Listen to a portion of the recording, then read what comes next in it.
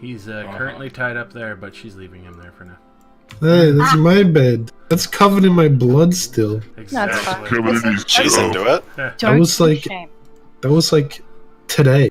Yeah. She's into it. Dude, don't kink shame. Dude. I mean it. Yeah. Now you get a fresh bed that just smells of hot sex. I think that's worse. I'd rather sleep in the bloody bed. I think I'd rather sleep under the tree. Mobile boy. He's alive. Mobile boy. Train boy. So you give for selling your car. We're allowed to make fun of you. I'm not driving to the city.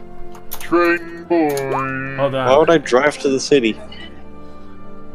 To not have to wait hours for public transport. Semen bed for blood. You know, I wouldn't. How You're about right. I wouldn't $50 an drive hour to the city either. for parking?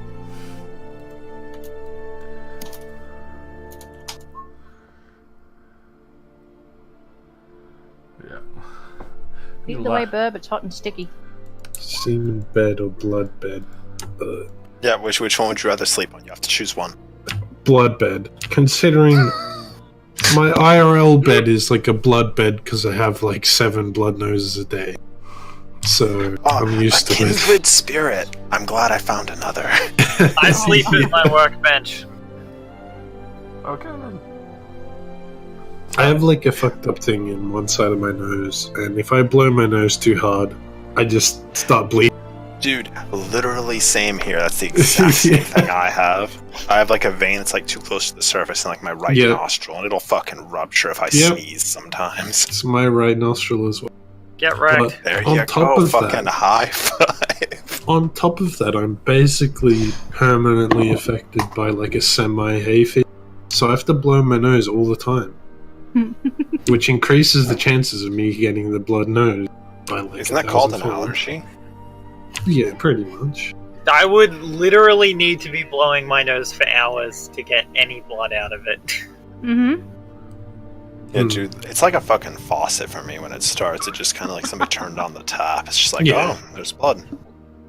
It just like splits open or something. Who knows? It's not like actual blood from a normal blood nose. It's like you got a cut in your nose. I'm so glad you're streaming this, Josh. This is highly informative. It is. We're speaking of a plight that's lesser heard You about. should see a lot of my other openings. It's great. There's sometimes where I open up on my Sunday game and it's just like first minute, just the N-word. And that's from my friend Travis. So. What can I say except the N-word? The N-word. So, Mozambique here.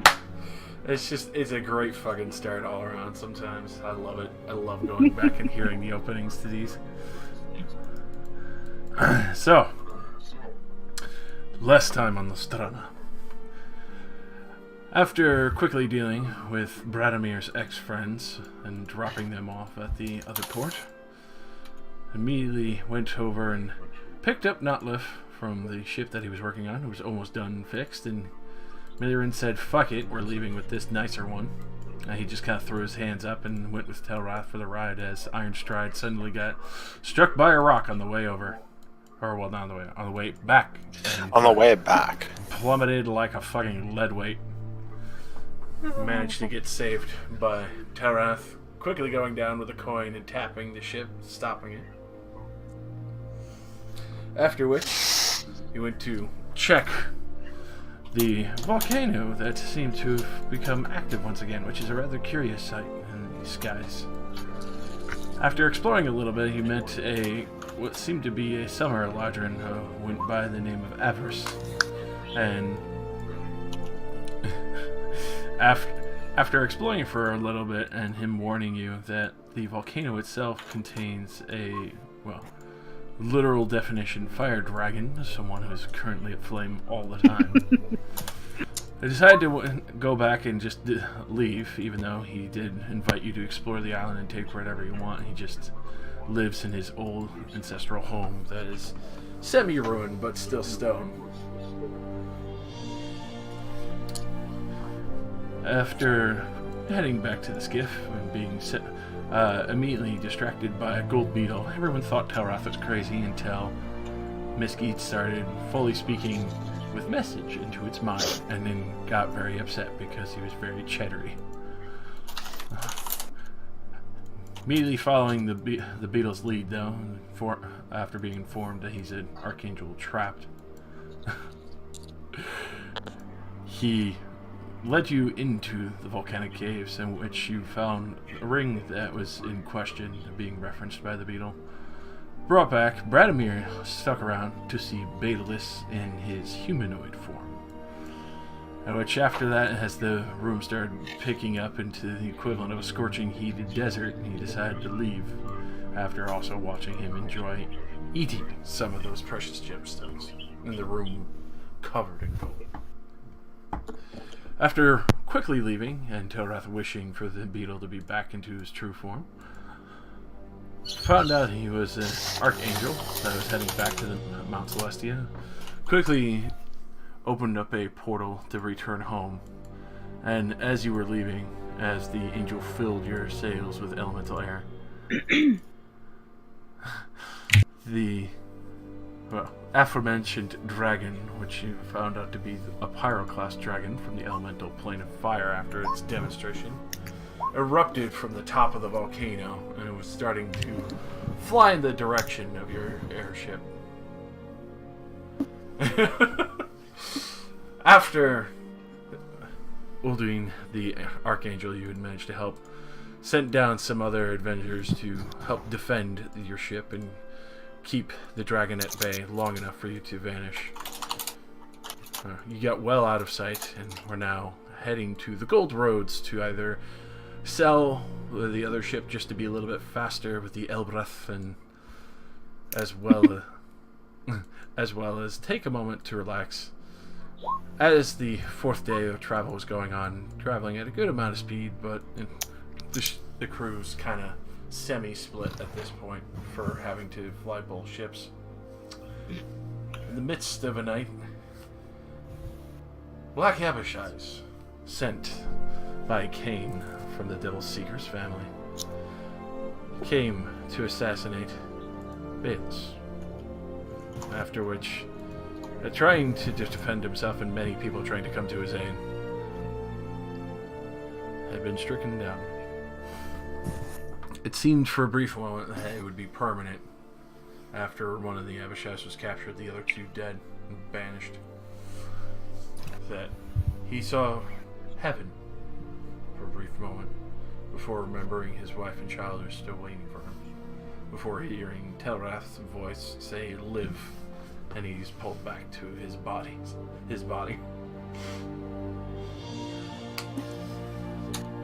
Which at this point came back.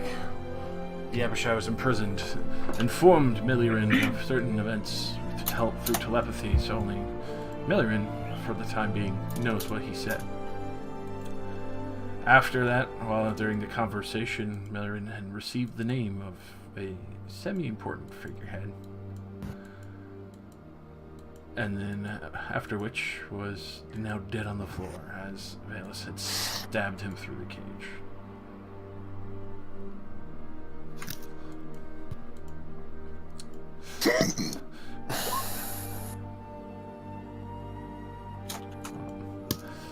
So.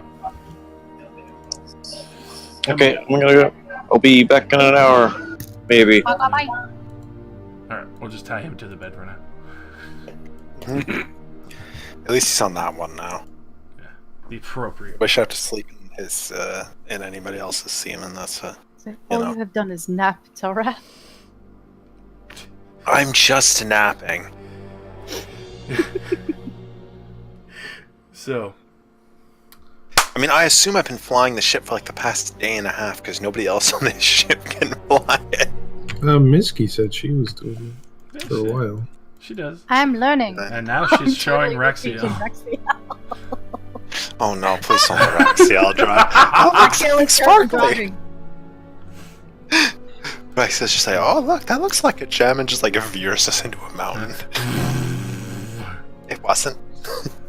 So shiny. I feel like if he sees something shiny, he's just leaving the wheel without telling anybody and flying over himself.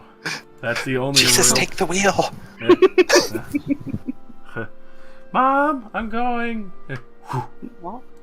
I feel like Rexha would have to like really lay down over here, otherwise he'd like get his wings cut off. Well, those propellers are actually pretty far up. I figured they were pretty close, considering Ironstride lifted someone into it. I didn't Yeah, lift them. He Yeah, breathed them. Iron Stride also has the strength of a god right now.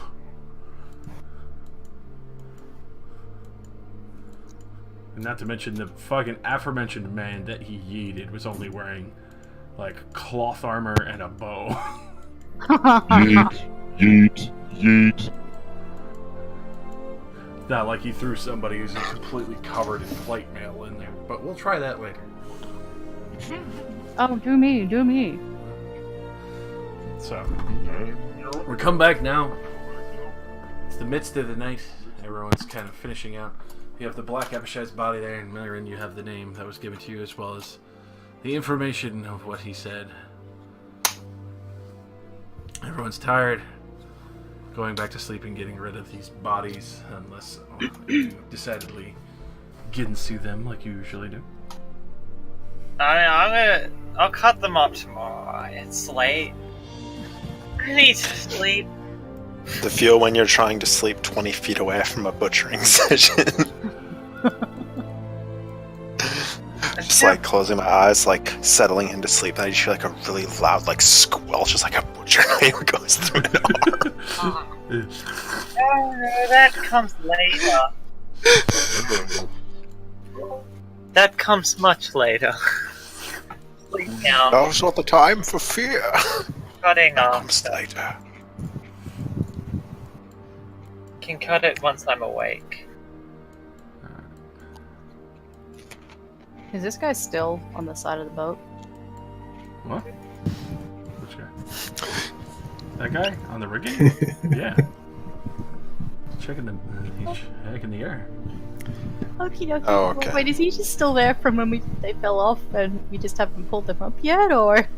Oh no, you can Having a have. real I rough feel time. like his crew member buddies would have been like, oh, okay, they're cool. Let's pull our friend up pretty soon after. Nah, he's cool. It's fine.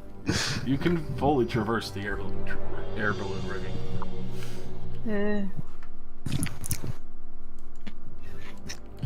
Obviously, you'd have to be climbing to do so, and it's not advised to bring anything sharp, but you know you can. Oh damn, that means I'm not allowed on them. I am sharp. They're durable. They're not insanely durable, but durable. If you lay down on it, your horns might puncture it after some time. I guess.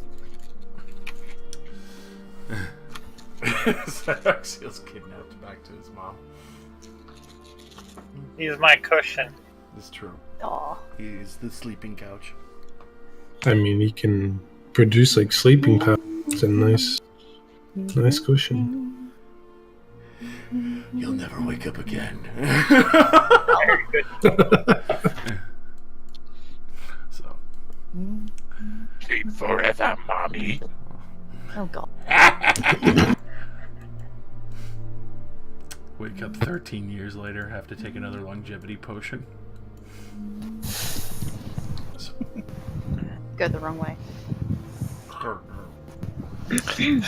Shortgevity potion. Age 20 years. Fuck. Oh snap. Before we go to sleep, I'm gonna get the armor of Donning and Dothing from Misky if she's not using it anymore. I would have already given that back to you, dude. Yeah, And now it's back on. just in case. You know. I probably would have thrown it at you as I run back to to steer the ship. Because I was there the whole time. I wasn't killing people. You go to give it to him, and then you see Raxiel walking by. You're like, oh shit, oh shit, oh shit, oh shit. Oh shit.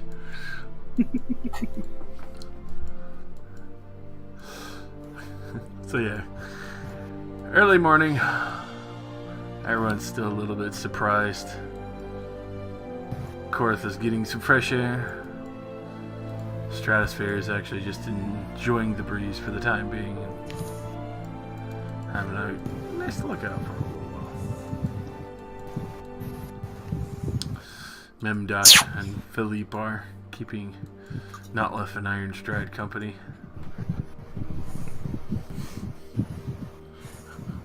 It's actually surprising because since Philippe actually has the ability of Mage Hand, you actually can all play dice on the deck. Oh my god. Turned into a gambling rig. Why does it always happen? Somebody say dice?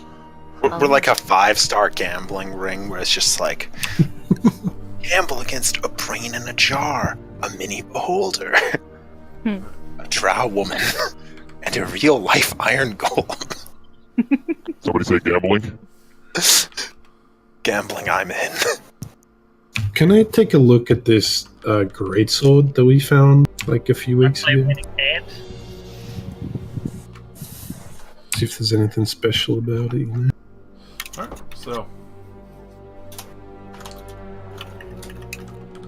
Because we sort of just glossed over it, considering I already have like a million weapons, and Iron Stride doesn't really use swords. So, as you kind of take some time to look over this immaculately decorated sword, beautiful sheath, you eventually come to the realization that this is actually a dancing greatsword. Jesus, what? Excuse me. What? If you speak the command word and toss it into the air, it'll fly up to 30 feet and make an attack for you and fly around until returning to your hand. That's fucking insane. A dancing greatsword. Does that require attunement? Yes, it does. I've got an attunement slot. No, I'm kidding. Wait, do dancing weapons work even if like you aren't proficient with the weapon? Yeah? How does it make its attacks? Does it use your stats? It would use your stats, but it would still function even if you did not have proficiency with it, because it's still a magic item making the attack. Oh, that's cool.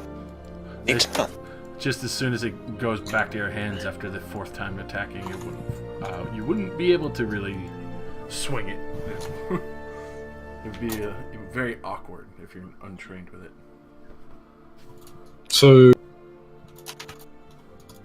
to control it, is that like a bonus action Yep. to Bonus make action. it attack? You bonus And I action could use my normal weapon at the as my normal weapon. Yep. I might take that just for the lols. Unless, actually, I really don't need it. I have like 20 weapons. The But paladin, if no one else uses it, I'll take it. the paladin kicks down the door. Spear, Triton, Javelin, Glaive, Halberd, Greatsword. I mean, if you want to trade my ring of evasion, then I think I could do some silly shit with it, but otherwise, you take it. Oh, no. I think you should take it because I use my bonus actions to do stuff, Holy Smite and stuff like that. Oh, Yeah, it makes sense. So Be right back. I use my bonus actions already, like every turn, so I don't need. I mean, if you want my ring of evasion, then sure. I do have a spare slot. Yeah, okay. But I mean, we're not on the same ship right now, so Yeah. when you get the moment to trade. It's like a hostage exchange. Do you have the ring? Yes. Iron Stride's on the other ship, like, everything's cool. On this ship, it's like, so Velis just died. Yep. Iron Stride has no idea. I'm pretty sure I'm sure I'll be coming on over here to like sit outside your door. And boys from coming in. Well, considering it was locked from the inside, I should probably sit inside the door. Maybe you just shouldn't lock your door. I didn't lock it. They locked it. Well, I think you should just perform a little bit of maintenance and just remove the locks. As in, you just fuck the door. I'm still here. Slash backwards. Alright. Bonesaw. Galpo. As you're doing this, you can actually see like Lian Tao has already made like a full sketch of the Abishai and is actually like watching you and intricately writing everything down.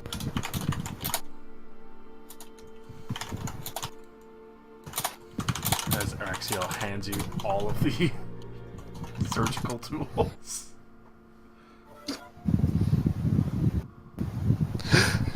Raxiel puts on like a little like surgeon's mask on. Ready to operate. I'm ready, Mom.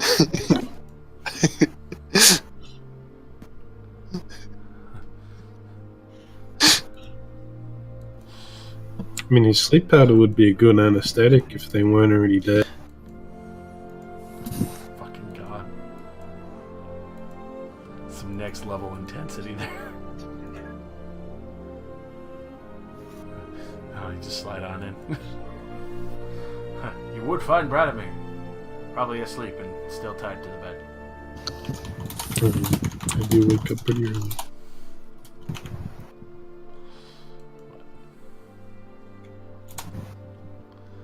So, go ahead and roll with your tools, Miller. Alright. Intelligence. Cool. So carve into this big.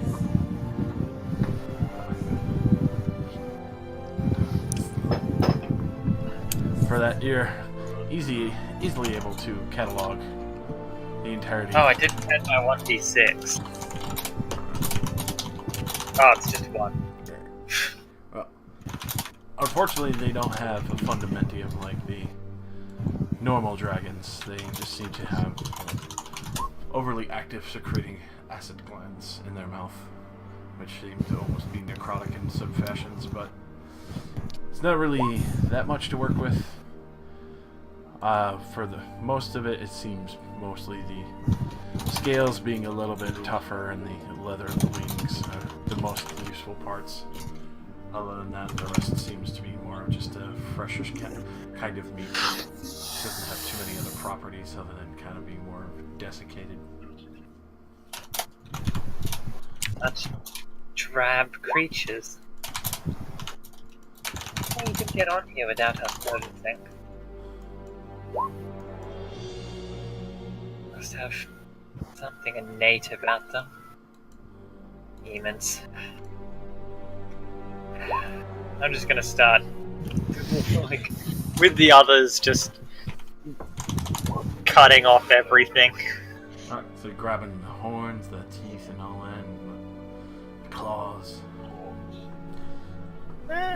Horns and teeth and claws and stuff can stay. I just wanna. Surgically catalog them. Yeah.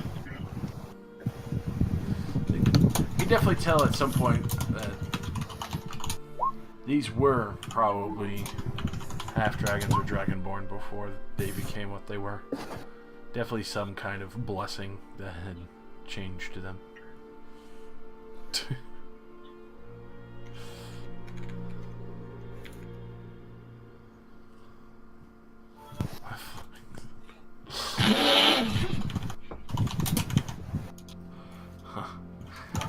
At the same time, I actually can't believe that rolled randomly in the loot tables for you guys.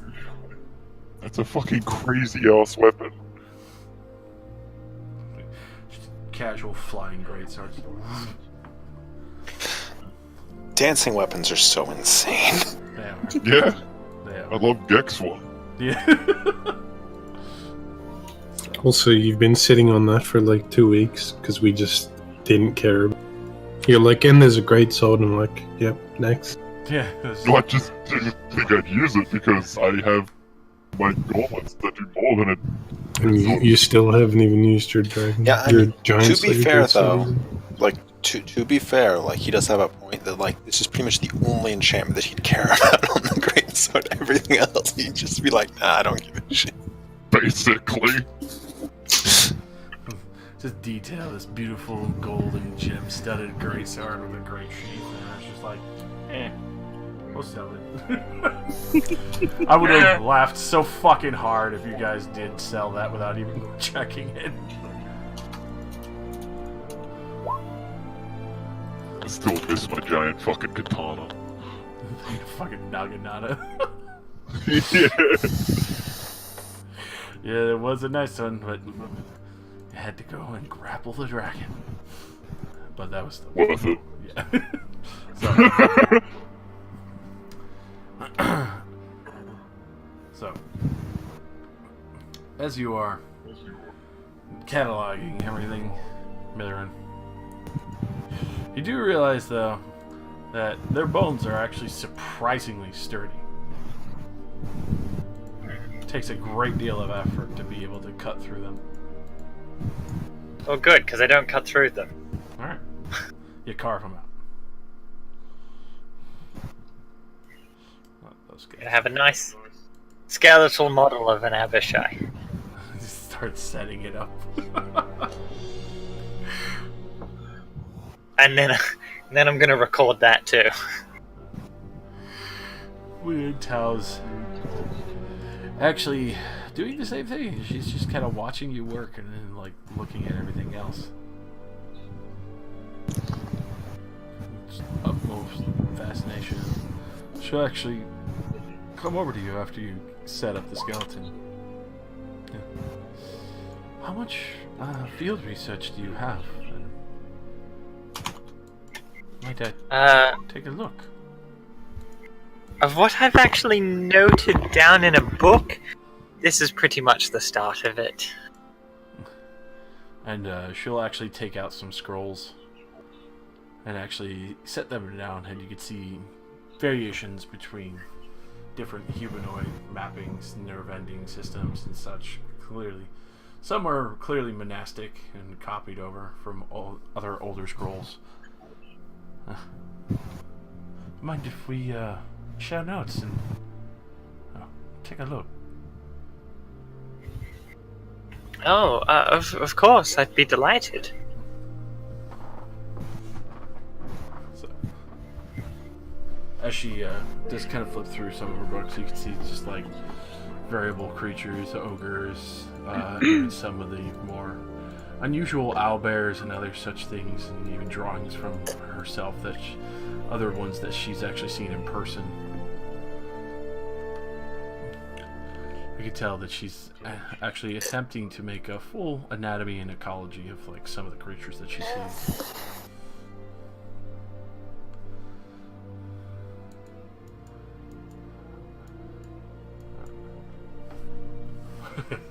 As Telrath comes to kidnap Misky from the wheel and give her freedom back.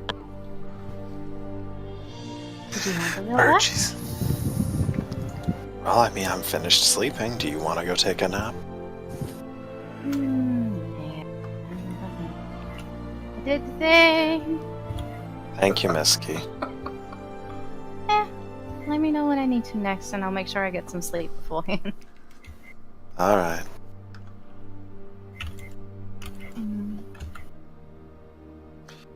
Let's go Google. How often do birds sleep? Every night. Every day, I think. Yeah. Have you never been woken up at 5 a.m. due to the birds waking? When the sun go down, the birds slept.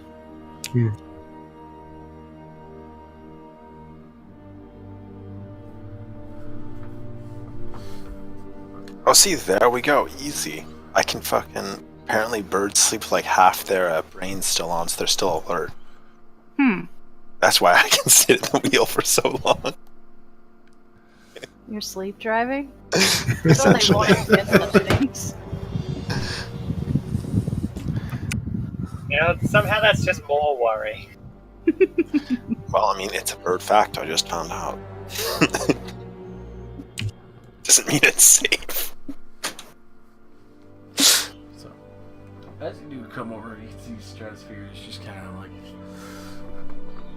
looking out over the clouds in the area, just kind of losing himself, just absent-minded, doesn't even notice you approach for a moment. Just gonna slump down on the rail, look out and go, what are we looking at?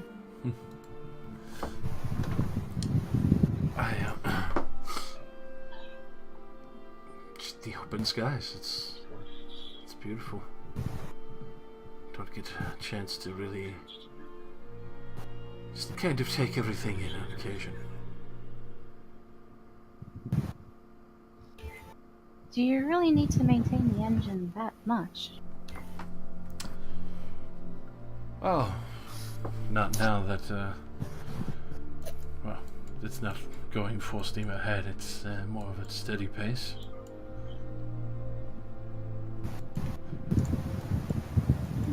When it's going at its maximum speed, a good amount of times, then I'll have to pay closer attention to it, but for now there's plenty of breathing space with the older ship falling behind. Sounds nice. Minisky's basically gonna fall asleep at the rail.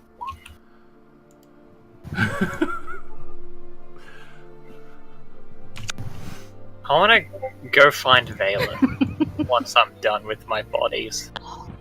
It would be not asleep because he wakes up really early, but probably just hanging out by the. Like, hey Valus, What's up? look, I have one super important question. Hit me. How would you feel if those demons that killed you started working for us? Like necromancy.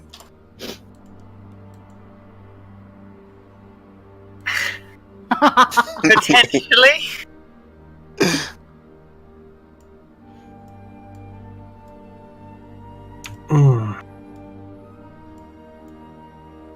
Don't we have enough crew as it is?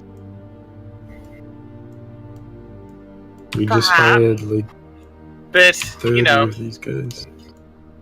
the already damned servers could serve as a good meat shield.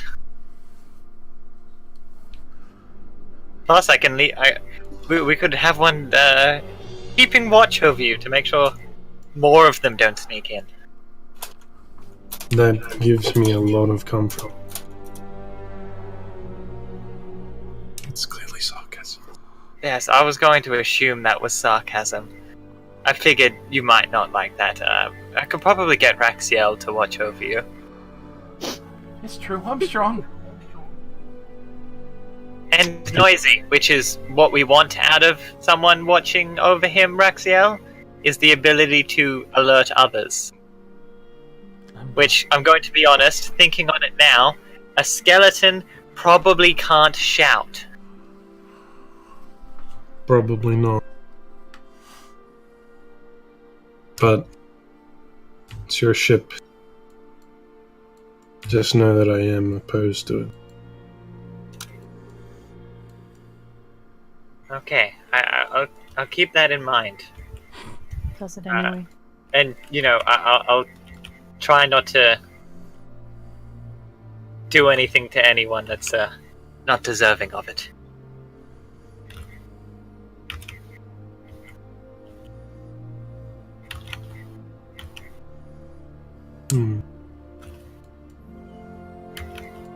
Alice is gonna pull a little gem out of his pocket that he got from the Brine Queen.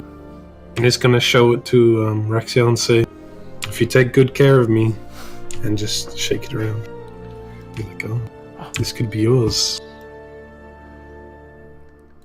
I'll watch you like a hawk when you sleep. Yeah, he's gonna steal it from your pocket.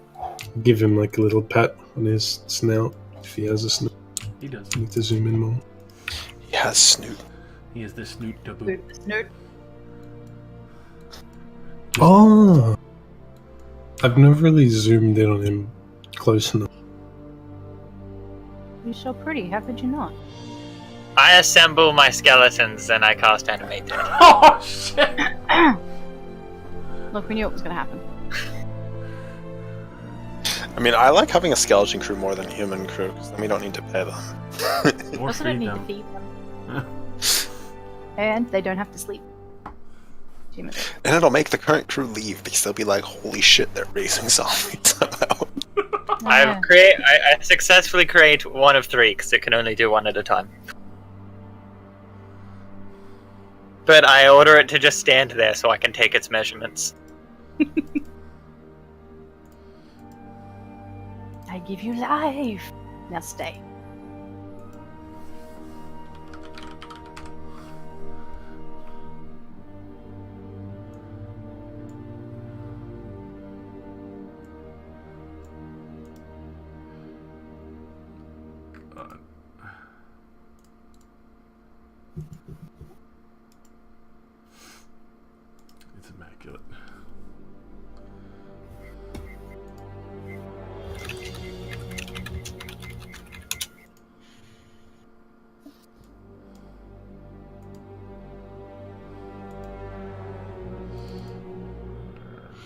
But you can use it to help you out, but try to keep it away from me.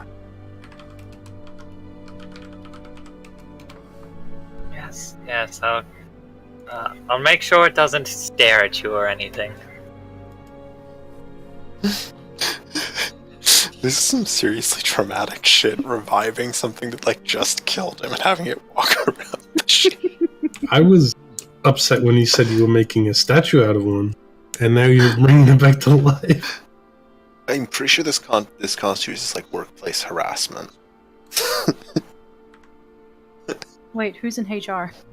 Einstride. Einstride is HR. Iron Stride is definitely HR. The one without feelings.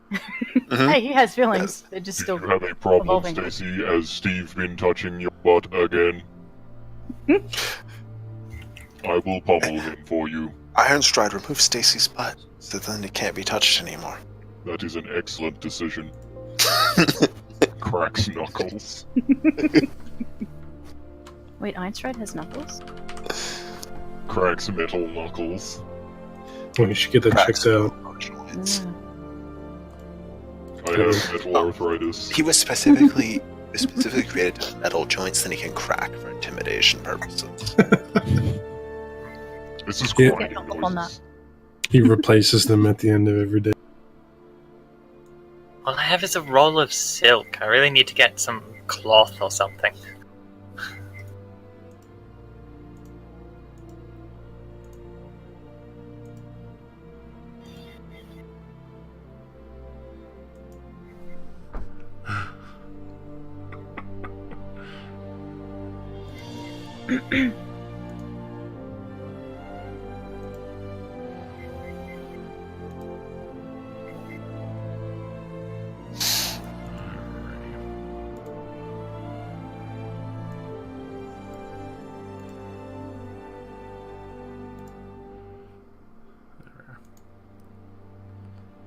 The first of many skeletons to be.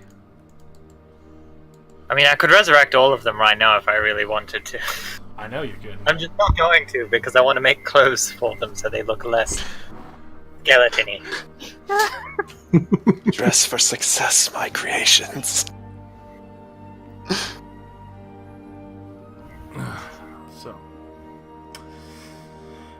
Leontel is watching with utmost fascination, and she doesn't seem opposed to this. She just seems to be more scholarly and just learning everything she can. Same time, in the Bisky being tucked into bed by Stratosphere. Maybe I should have just used the level slot. Oh well. Whose bed is she getting tucked into? Oh, okay. I was about to say, one is covered in, the other's covered in seed. Tucked into the daybed. Oh yeah. You see it, like, to the real fucking luxury sleepers. Mm-hmm. Did you say, Yes. I approve.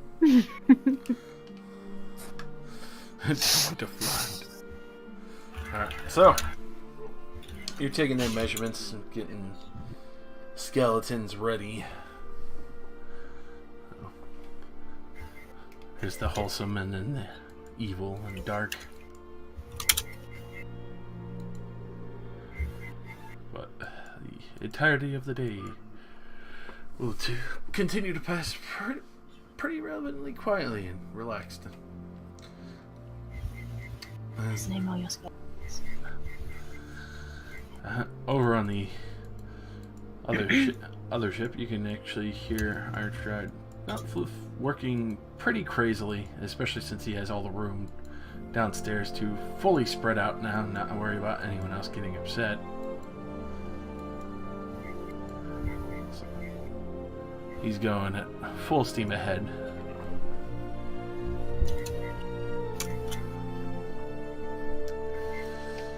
And occasion you hear Philippe ask you, "So how long have you been working with them? Where have you come from?" Are you speaking to me? Yes, there's only one other that's with us, and he is currently checking the gold hoards downstairs. Maybe, I don't know, getting ready for more ass whooping of dice. That would sound accurate. I have known this crew for some time. I think several months now. Time is still somewhat complex, as I do not sleep. I would imagine for your kind, but you seem, different. Different how? You are not cold. Like your exterior, yes, you are cold, but you have the emotions. Yes, I think I do too. It is hard to register them sometimes. You also do not speak in cold, calculated ways. It's refreshing. I am glad it brings you refreshment. It's being stuck on that ship for so long with a bunch of people crying and others dying. It fucks with you. It must have been an awful time. It was. But Philip, persevere. You are a strong-minded person. Indeed, that's why I've been stuck in a jar.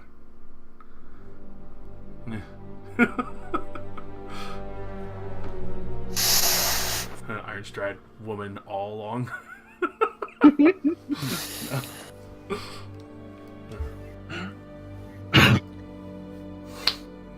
Oh god. Overall, how do you think about the other ship? Will you miss this one, or do you like the magnificent style of that one? I think it looks. The ship is replaceable. As long as it can get us from point A to point B, I do not see the necessity for something that is fancier, as long as it is more efficient. Ah, so you prefer efficiency, you are not worried about looks. Utility is always best. Surprising. Why is that surprising? Usually somebody enjoys something to a degree. Something they have preference, even if it is not the most useful of things.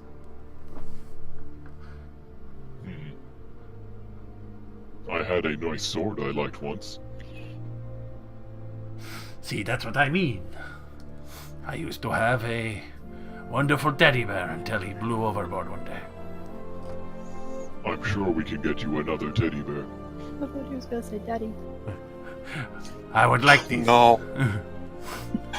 Oh. I can be your daddy now. Oh god, I'm sorry. You did this. Perhaps they will stock teddy bears in the nearest port. I will get the fluffiest one and hug it to my jar. I will assist you if I can in finding the teddy bear, not the hugging part. Understandable. The hugging part would be a little creepy. But if you see a teddy bear, please buy me one. I do still enjoy them. Keep my arm. Does size matter? Shut the fuck up, Caitlin. He does not, but something that is probably the size of my jar. Understandable. I will keep an eye out for you. Thank you.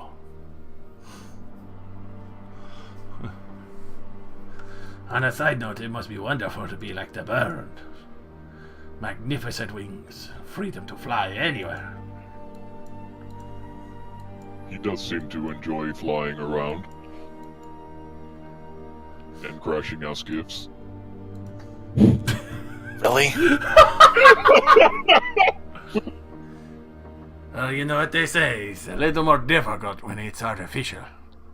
I would know.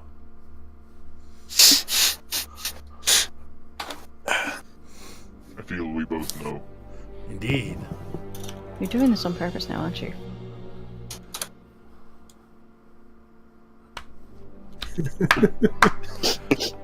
That wasn't even my intention, but goddamn, girl, you.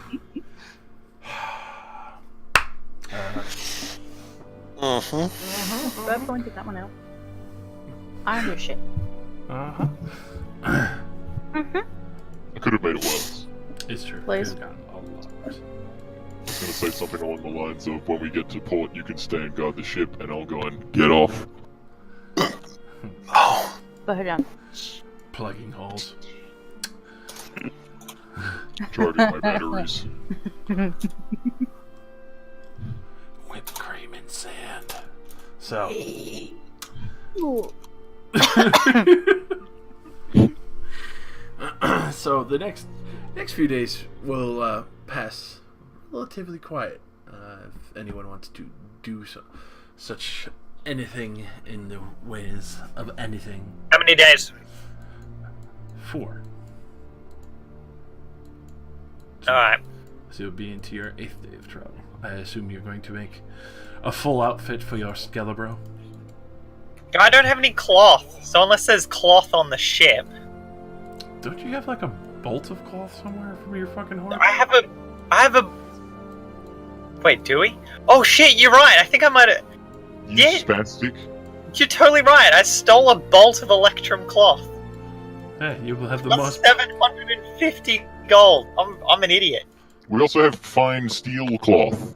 Yeah. I don't need that. I'm gonna use the Electrum. Even fucking other nice cloth from Fainakoya and shit.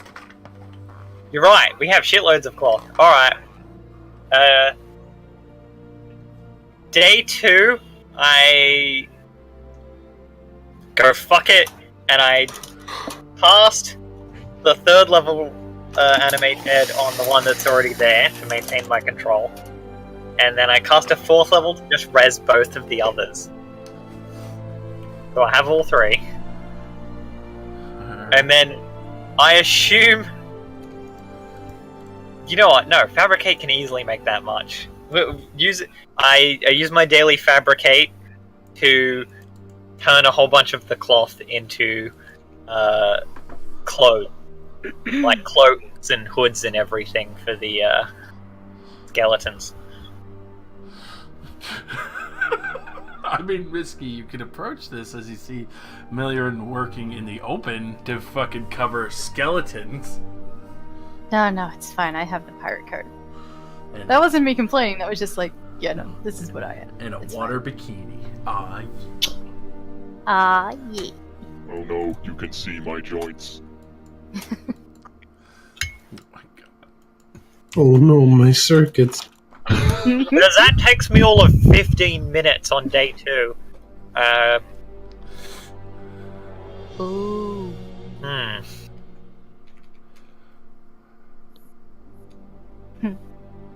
Josh. Mm-hmm.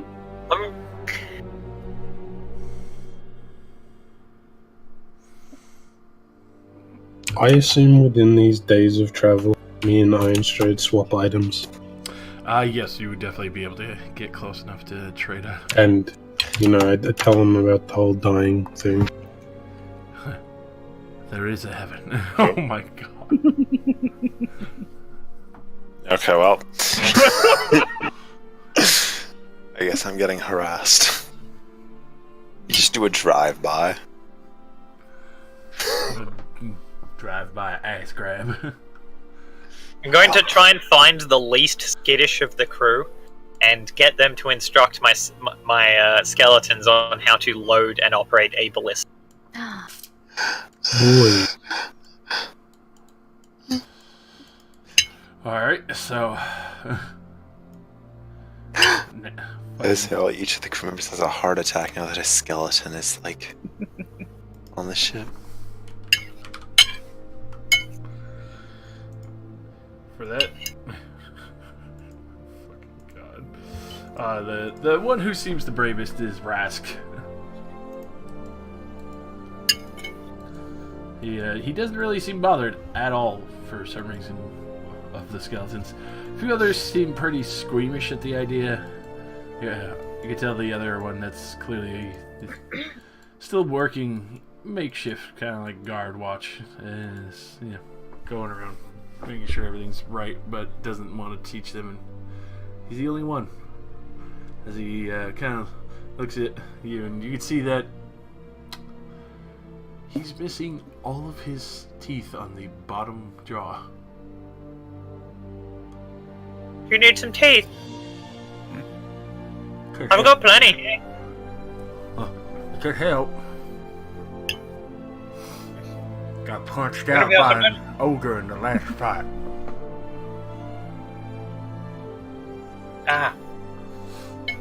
I'm not sure if how well they'd actually work for you, but I could give it a shot. I'll be willing. Not exactly a certified healer. Or much of a healer, for that matter. Heals you so good you die. I mean, shit, if you're able to get my teeth in the bottom lip again, I'll be fucking happy as hell. It may hurt like a fuck, but if I'm able to eat normally again, I love that.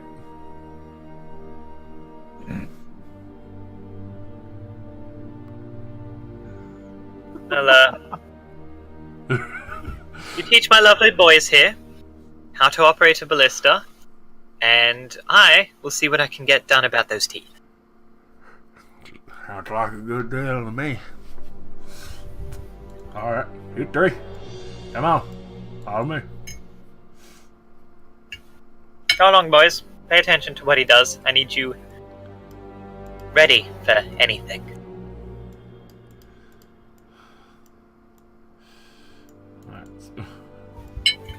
As weird as it is, Rask will go to one of the ballistas, and he'll be demonstrating to clothed skeletons that, well, actually no, you'd have your illusion up, wouldn't you? Or no? Just Can't illusion them. alright. Lostrana. So, yeah, he's for those who pass by, alright, you want to get the linchpin right back. You want to make sure that the metal bowstring can sit in the back anchor. Otherwise, if you fucking pull this, you're going to lose your finger bones there.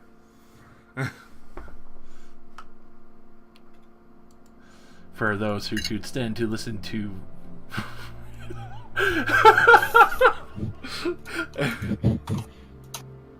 While he's doing that, I'm just going to work on trying to improve my the dragonbone longsword I made. So, go ahead and roll me a good old smithy with your intellect.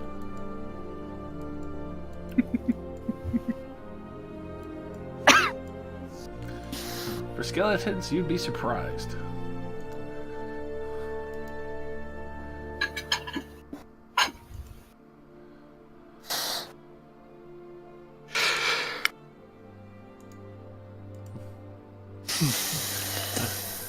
I'll put it this way, they operate well enough where a mind flayer would be able to tell where they are. Wow, that's pretty neat. Yeah, skeletons are stupid, but they're capable of being taught how to do things. You know, that just further supports the theory that you're definitely dragging a soul back from hell. To be fair, they were demons. I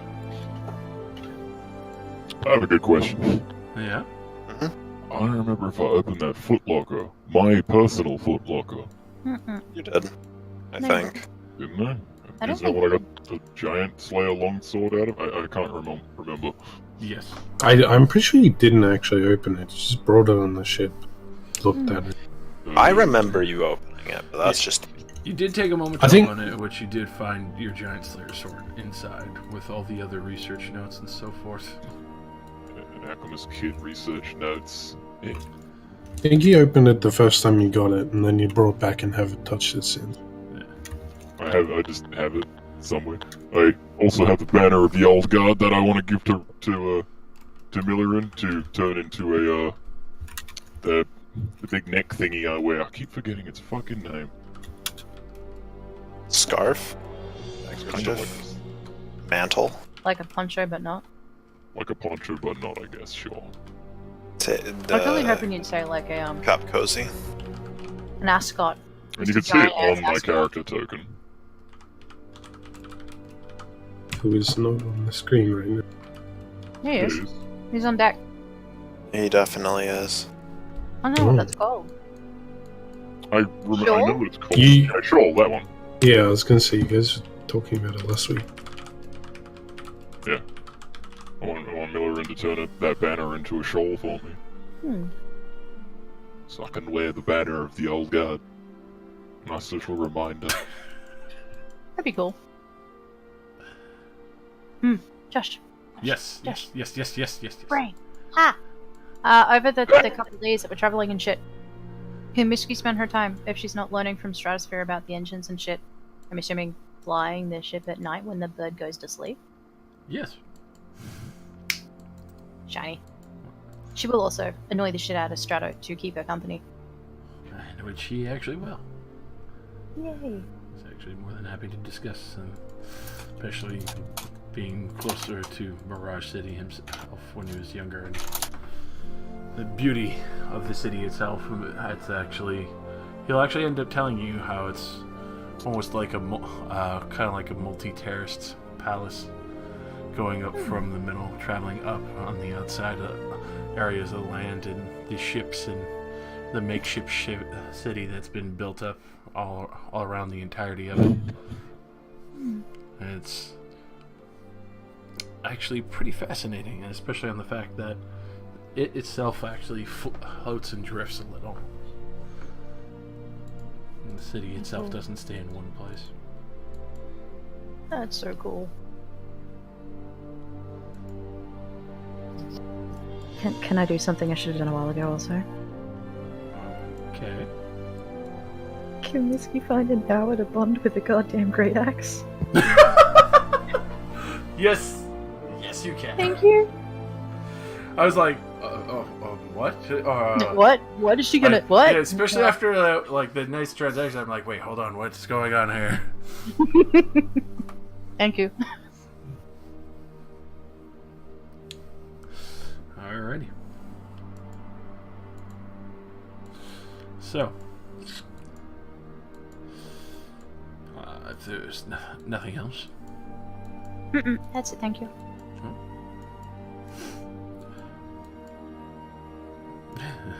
This is climbing the tree. They do have the blue fruits. There are a few kind of falling now.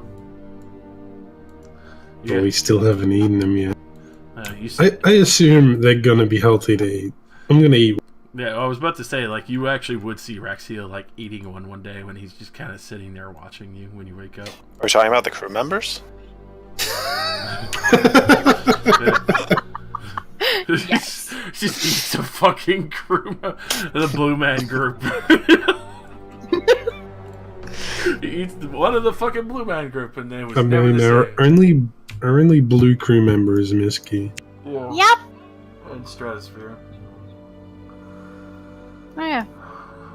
I also have a question. Do we just not see Brad for like 4 days? No, you don't. You don't. You This see is a the car's best taking. See a car's taking like a plate of food and other stuff occasionally to the room, but. I need other stuff clarified for the note-taking of Valet. But he doesn't come out of the room for 4 days. Oh. He's just shitting in a bucket. Ew. I have to bring up a realistic angle.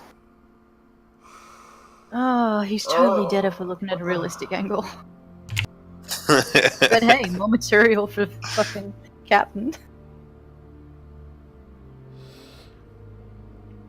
But yes, you will see Raxiel actually sitting there eating one of the fruits in the morning. So crew member. I'm gonna assume they're healthy and just eat one. As you do, it's actually surprisingly tart at first, but then finishes off sour. It's actually got a very semi-soft pulp inside. It kind of a little bit juicy, so it's surprisingly a very watery fruit for the amount of juice it has. You wouldn't think that, especially since it's in a ship traveling in the sky. So sort of like a blue passion fruit. Pretty much. Very nice sweet and sour notes at the very first, and a little bit of tart, and then it kind of finishes off a very light sweet and sour at the end. Passion fruit It's good. crossed with a kumquat.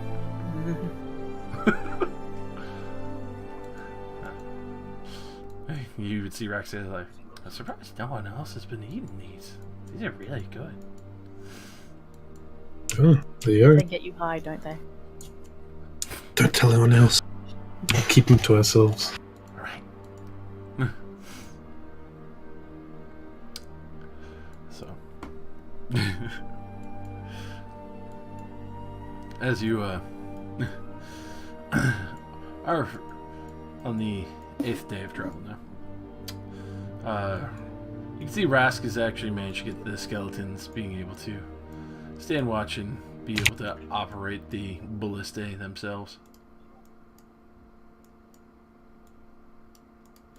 They just kind of keep watch at the ready, since that was basically the intention of your order. Rask goes back to continuing his work.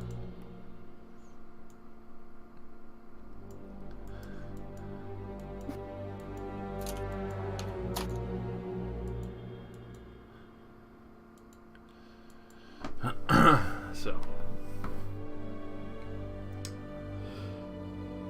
as you're going forth, you kind of see the sky darken for a moment. The sun... Oh shit, is it happening? The sun almost kind of eclipses before you see another flash on the horizon. This time, it's not the sun, it's something in the distance. Oh no. As this all happens very, very quickly, you see what looks like almost like multiple portals from what you've seen, especially for what the angel did. Iron Stride, you can see this clear as day yourself too from the other ship as you follow alongside. No. As you see huge amounts pour out and a small fraction break off in your direction.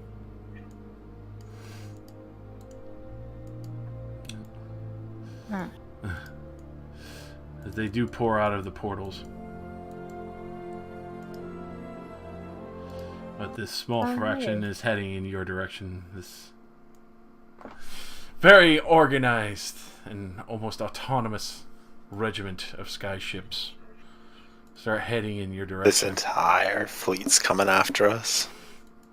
Oh, yeah, they're coming. I don't like the fact that our ship has a HP bar.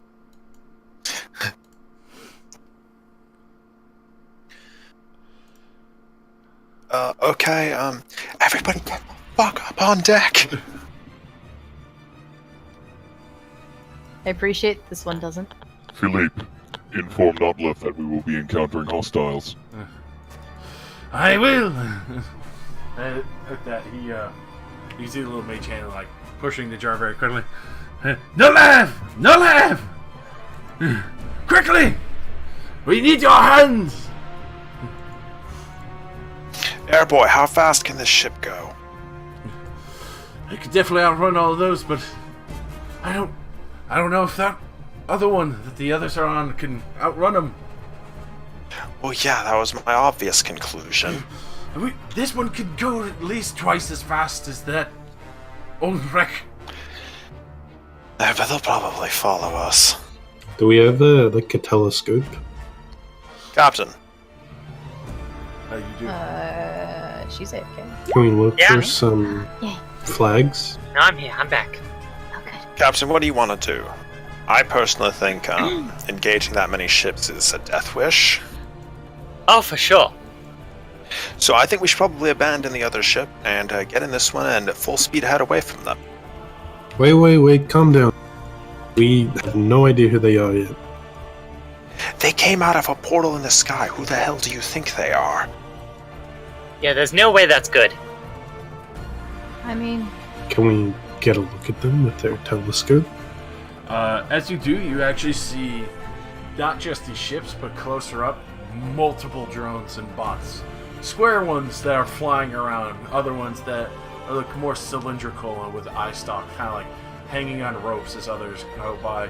The skiffs in the front look multi in number and just mixed in with all these kind of small circular drones that are flying the ships as quick as they can.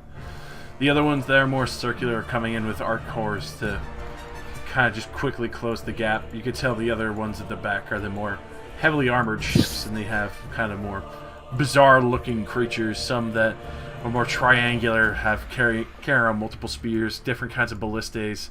Other ones that look to have almost like rippling kind of 5-tentacled, large constructs that are, barking out orders that kind of exude this weird mist as they're pointing and directing all these smaller drones.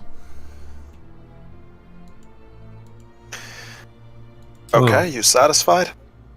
Yeah, let's get the fuck out of here. Okay. I'll Don't be right forget back. the portable hull. Yeah, give me the portable hull. I'm gonna go get everything off the Erebus.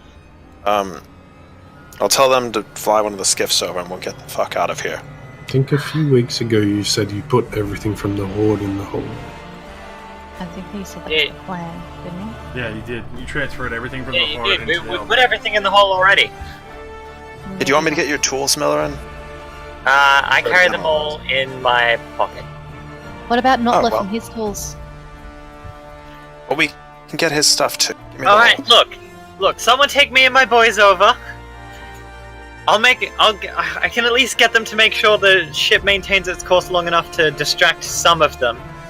See, that's an even better idea. I'll take the skiff over. As much as I hate to sacrifice them like this. Alright. Aw. Take And then one stuff of the speedy skiffs over. Meanwhile, this is going on. Notliff is actually pulling out the large wing pack for Ironstride. And as he's sitting there, I have it ready! I lined it a lot! It's an easier landing, but... As he kind of sees you all, like, he's like rushing and fucking getting everything set. You can see Memdosh is like looking actually pretty damn scared and actually has like... You don't know when. It looks like Notliff probably like lashed Philippe to the bottom of Memdosh so he could float around with him. Notliff, Ironstride, we're getting the fuck out of here. Get on the skiff, we're getting the rest of the stuff. I knew I made a crap bag for a reason. Just kick, push her as he's like going to do like, Ironstride, quick, step on the pedestal, put your arms through, and pull. Alright, Why are you putting that on him? We're getting the fuck out of here. It's easier. You have one skiff. We can just get on that and go. He can follow quickly. Fair enough. He grabs like the one pack real quick, Miller, and I assume you're going over to the helm to kind of fix the chain rudder. Yeah, I just go up to the helm. I give my my skeletons a crash course on at least maintaining a level heading for the ship. So they don't need to know how to steer it. Fuck that. They just need to know how to make it go straight, and hopefully they'll hit something. Alright, so you get all As long as they can keep it from falling out of the sky for like 10 minutes. Until, it starts getting hit by shit. That's fine. All they have to do is make sure it doesn't fall the moment we all leave.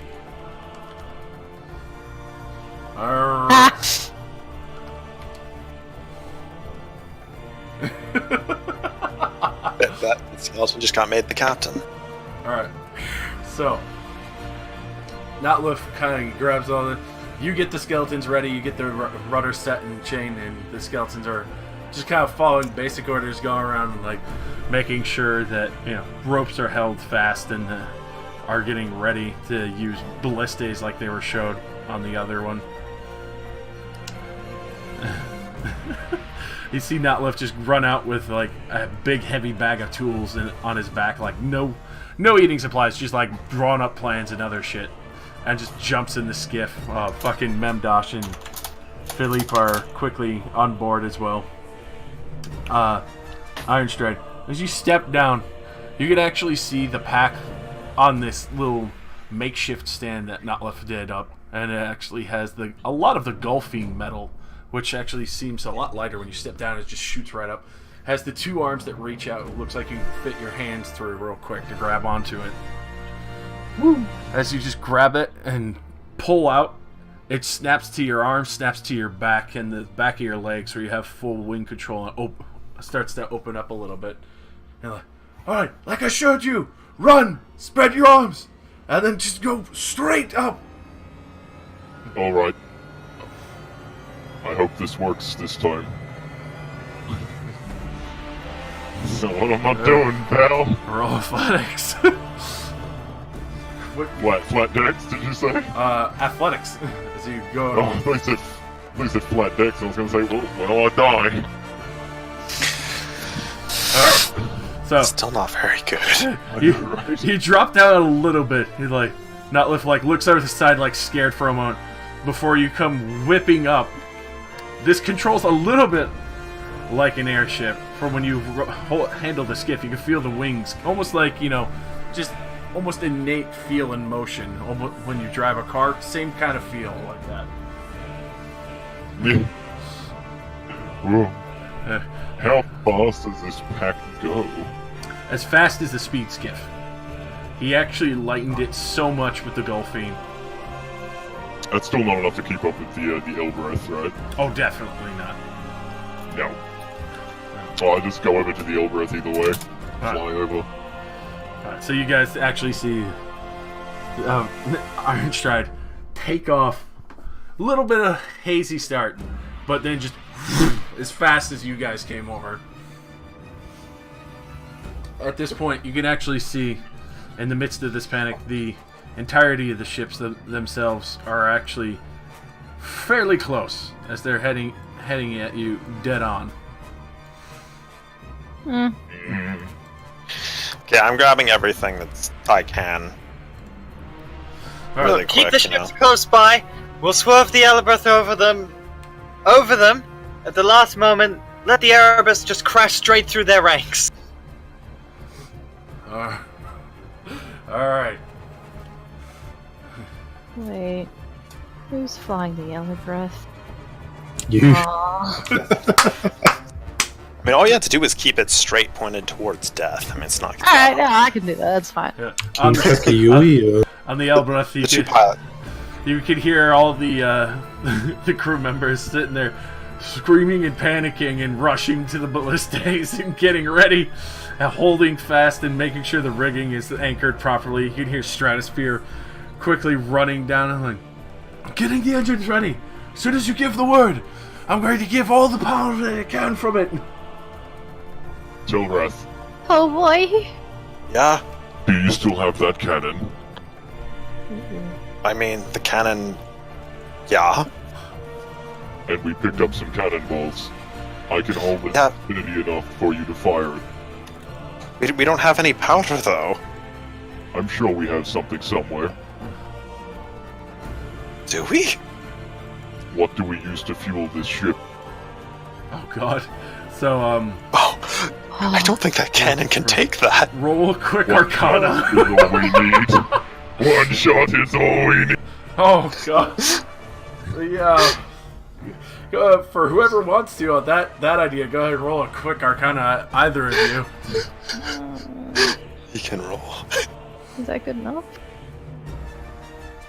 Yeah, so, from the brief knowledge you have, Ironstride, of the engines, especially other ones that you've seen in design, the elements of the elemental fire and wind fucking combined, if you use one of the fucking crystals, and one of the air crystals and the fire coals in there, you would actually get probably a stronger compression blast. And you're not sure if the cannon could take it, but you're pretty damn sure they can produce a higher effect of what you're going for once the cannonball drops in there, almost like an artillery shell.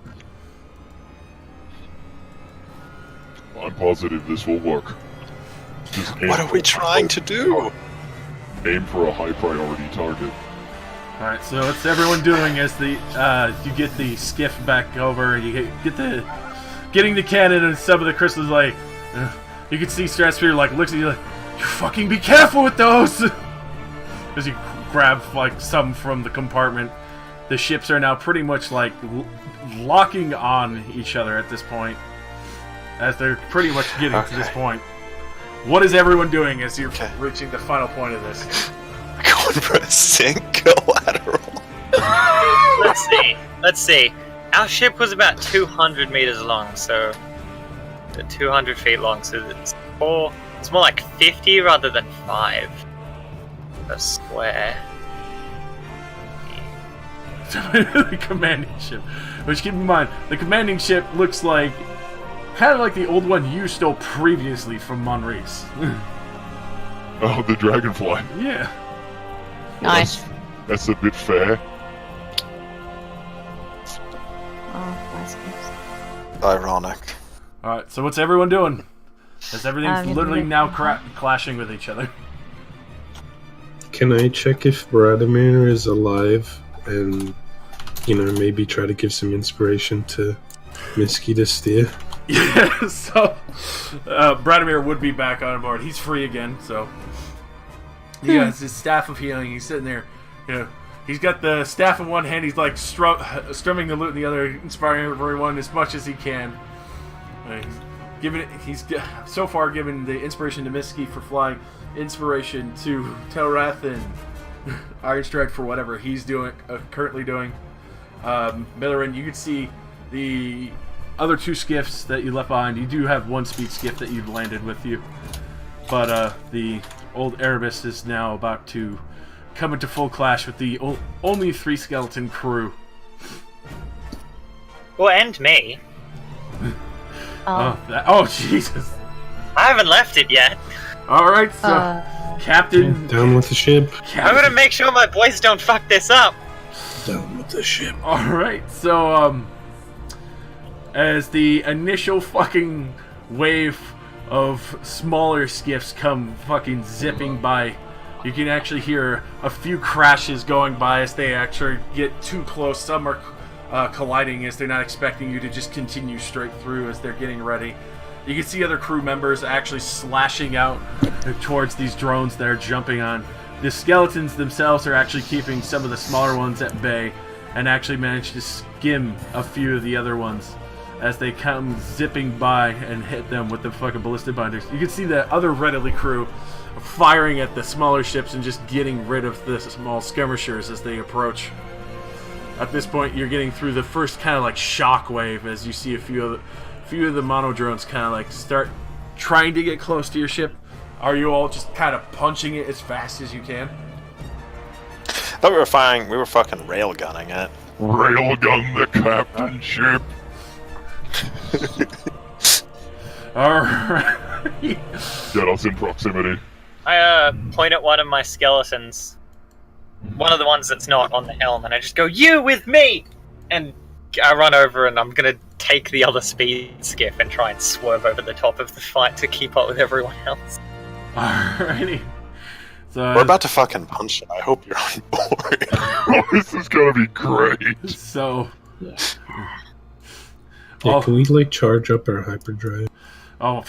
Stratosphere has it ready. Everyone's He's ready just to gotta go. fucking. Oh, Just gotta flip the fucking switch on the engine. actually do have a hyperdrive. As we're getting through this wave, gone to you see gonna make sure that you, the ship that's going up and over. Like, obviously they're gonna start meeting her, but she's gonna try and start raising, at least to get over the second wave. Alright, so, Misky, go ahead and roll me with the proficiency, as you are skilled enough now. With your. Don't do that. I don't know how to set that up that quick. So. go ahead and roll your, dexterity. Plus your proficiency. Yeah. That's just flat dex plus. Flat dex plus your proficiency, so. Yeah, you do fine. Yeah, for that, especially for how big it is, it's actually surprisingly nimble as you're actually able to start raising it up. The other ones that were trying to race towards the top start clipping towards the front of the deck. Others actually collide with the ship itself. Does a little bit of dents into the front hull, but that's just the smaller ships themselves. They just kind of pelt off and start falling. As you can hear Stratosphere telling and warning you about this, you can actually see the air balloons building up bigger than you've seen them before with elemental air. Millerin, you switch the skeleton. Go ahead and give me a flat dexterity as you try and flag the speedy skiff over to the Elbreth. Flat dexterity, hooray! I don't think it'll add the intuition. Okay, it didn't. Alright, so it's a little chaotic. You do clip one of the other skirmishes. You actually get like a small monodrone like grabbing on, trying to stab you with a dagger as she tries to stop your skiff from getting away. So I'm gonna stand Right, skeleton, deal with him. Alright, So with that, you just see the monodrone and the skeleton start clashing in the skiff as you're kind of flying over towards the Elbreth. You guys can actually see that Milliren's actually like just a little bit shy of the ship right now as the collision that left her with a surprise visitor. And Valus, what are you doing? I'm gonna stand like right behind Misky and like brace her, so when we do this like super speed boost, she doesn't fall over and can still steer. Yay. Alrighty. So. Oh, I've got it.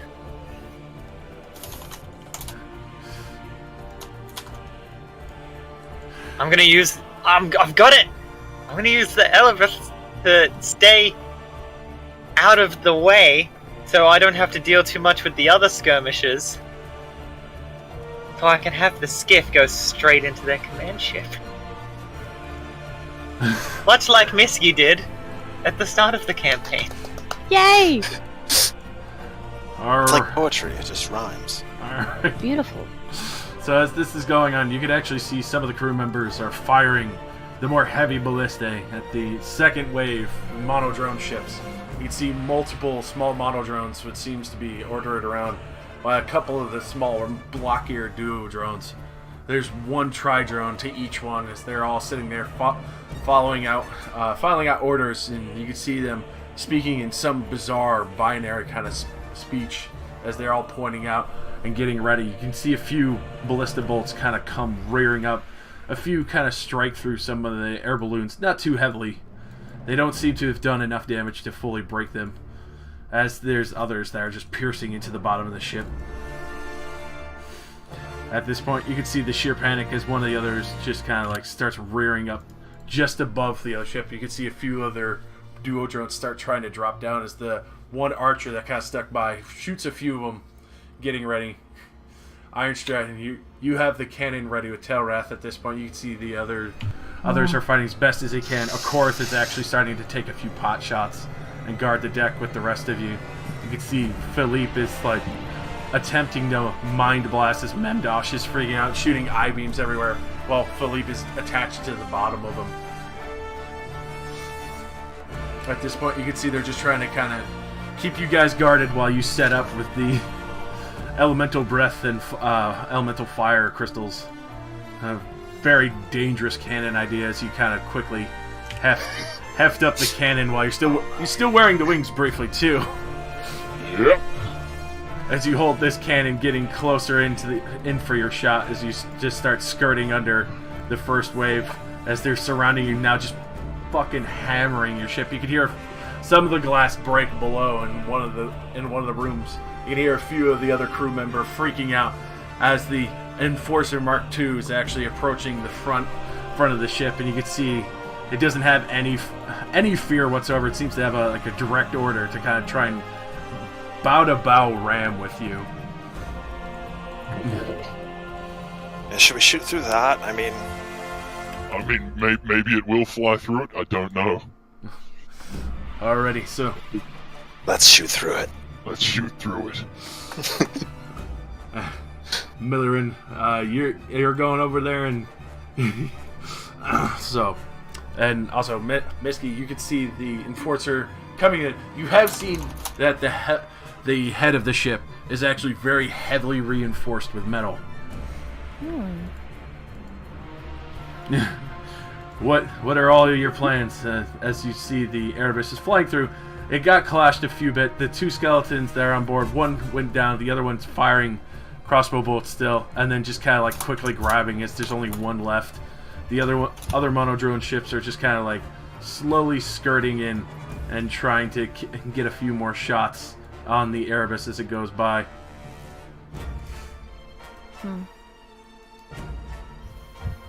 Yeah, I'm pretty sure it didn't have wheels. Yeah. I mean, I'm running in the shadow of the Elebreth to stay to keep focus off of me while I line this up. You need to get him quickly so we can get the hell out of here. Alright. Yeah, I'm gonna keep the ship on its current track so at least we can try and get to the other dragonfly. Fuck that shit up. Alrighty, so Misky, go ahead and hit me with another dex. Milliren, hit me with another dexterity as well. Oh, Jesus. Oh dear. At least the captain can just jump into the water and we can come back and get her It can later. only get worse. Yes. Hey, it actually did. Oh wow. Alrighty.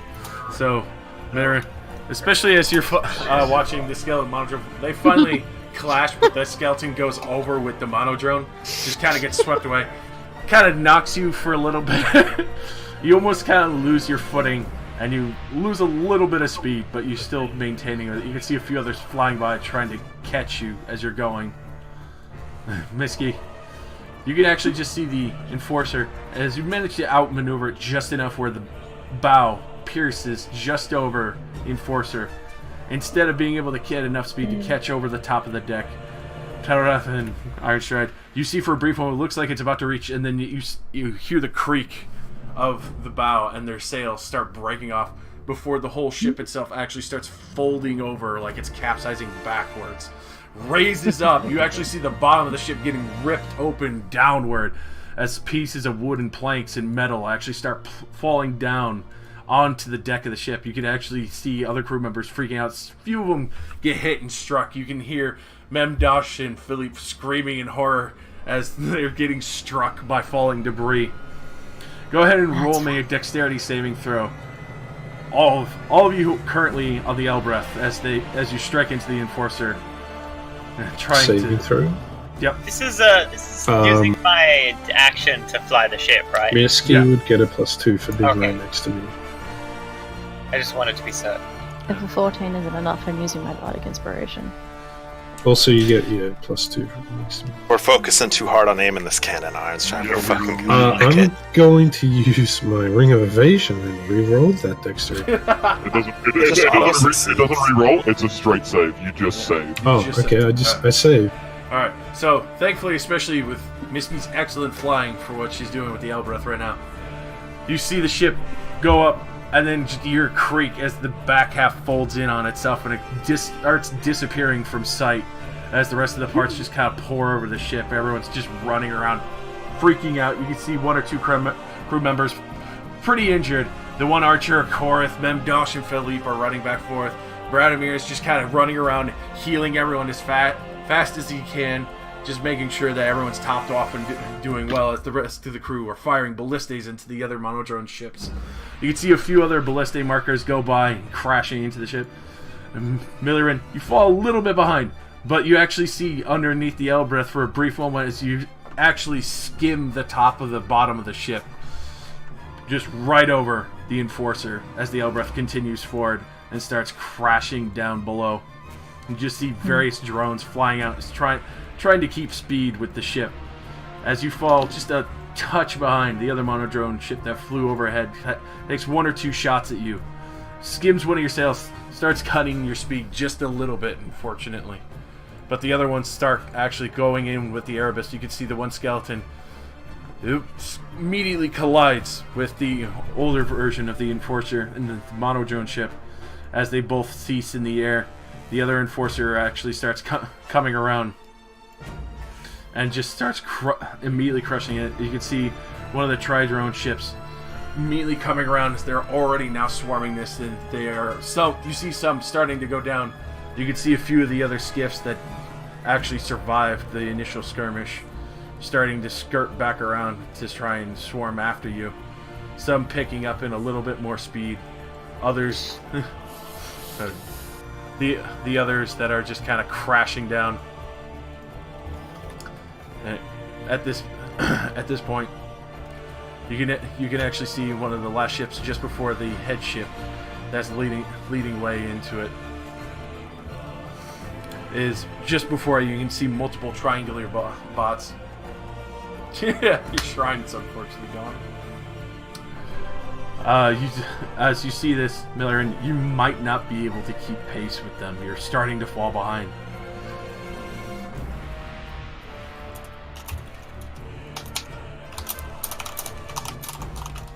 That's fine. I've got to make sure this hits them. All right. Oh. So, as you all go around, you manage to all keep your footing as you wash this Enforcer ship straight under the metal bow of the Elbreth. You can hear. Yes. It's me. Do you have Dimension Door? Yes. Might be Why? What's you. up? Not much. Yeah. Just piercing through a fucking wave of mono drones and shit. Oh, the droid We had to thing's sacrifice the happening. other ship. Mm. I mean, crashing it into an invasion force was pretty much what I expected to happen with it all this entire time. So, So, with Goodbye, this, Erebus. you can actually see the tri-drone ship is actually getting dangerously close, and it's actually trying to skirt over and anchor onto the Elbreth. Okay, can we fire now? We've held Do our it. fire for a pretty fucking long time. Right. You feel like... No. Alrighty. So, Iron Stride, roll me athletics, and Telrath, go ahead and make a shot like you were shooting an arrow. You would have a little proficiency as you're both dependent on how good this is going together, and then immediately make a dexterity saving throw. Okay. Athletics. Then you go erase the magic bonus off. Go, I believe in you, Bo. Yes! I'm gonna inspiration that as well. Is it a D8? Yep. Oh yeah. Oh my god.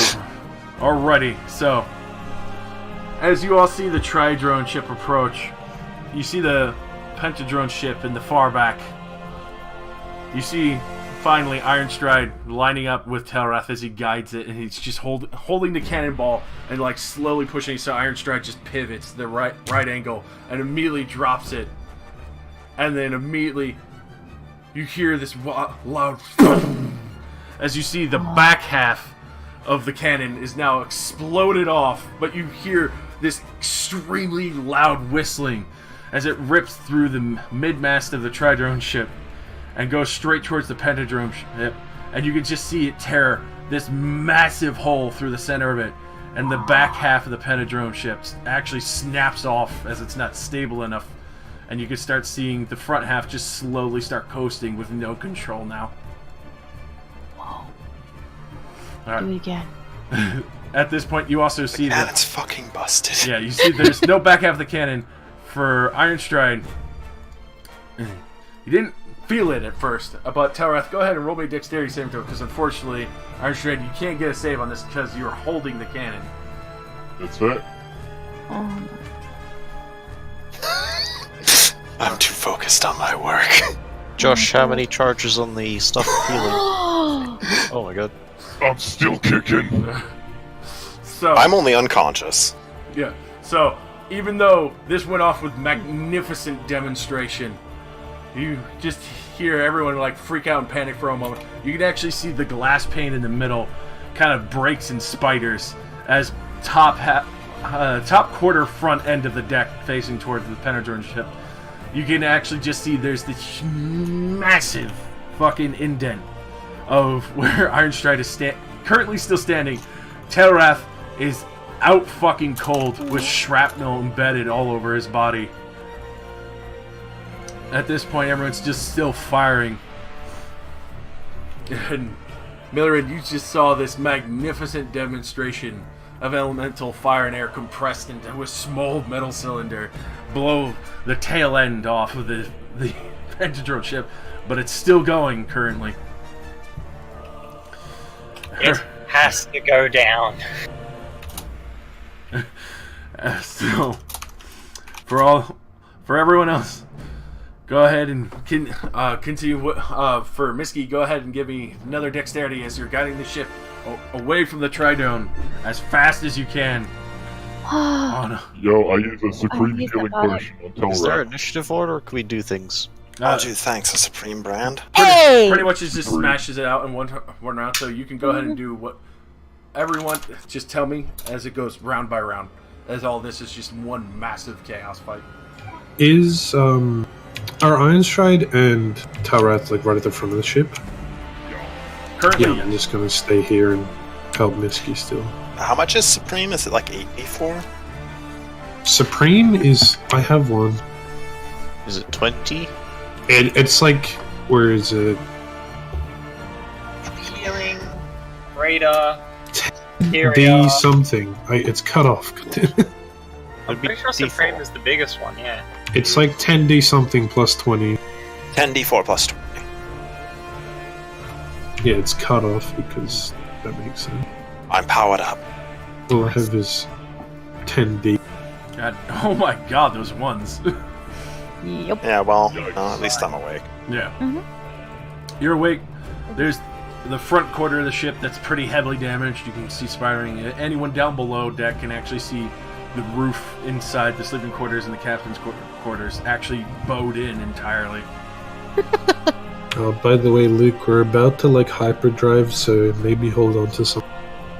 Where the fuck's the Alright. captain? Where's So- Millerin? She's not here. Crashing this plane So, with no survivors! Brad, I need a heal. What kind? A big one. He just took 82 damage. Mhm. Yeah, Gosh, how many charges do I have on the old staff? should be full. yeah, it's still full. You've been just going around doing minor heals as when they crashed into another ship, they just got hailed on by rubble. Oh, okay. Then a cure wounds at level 5. Well,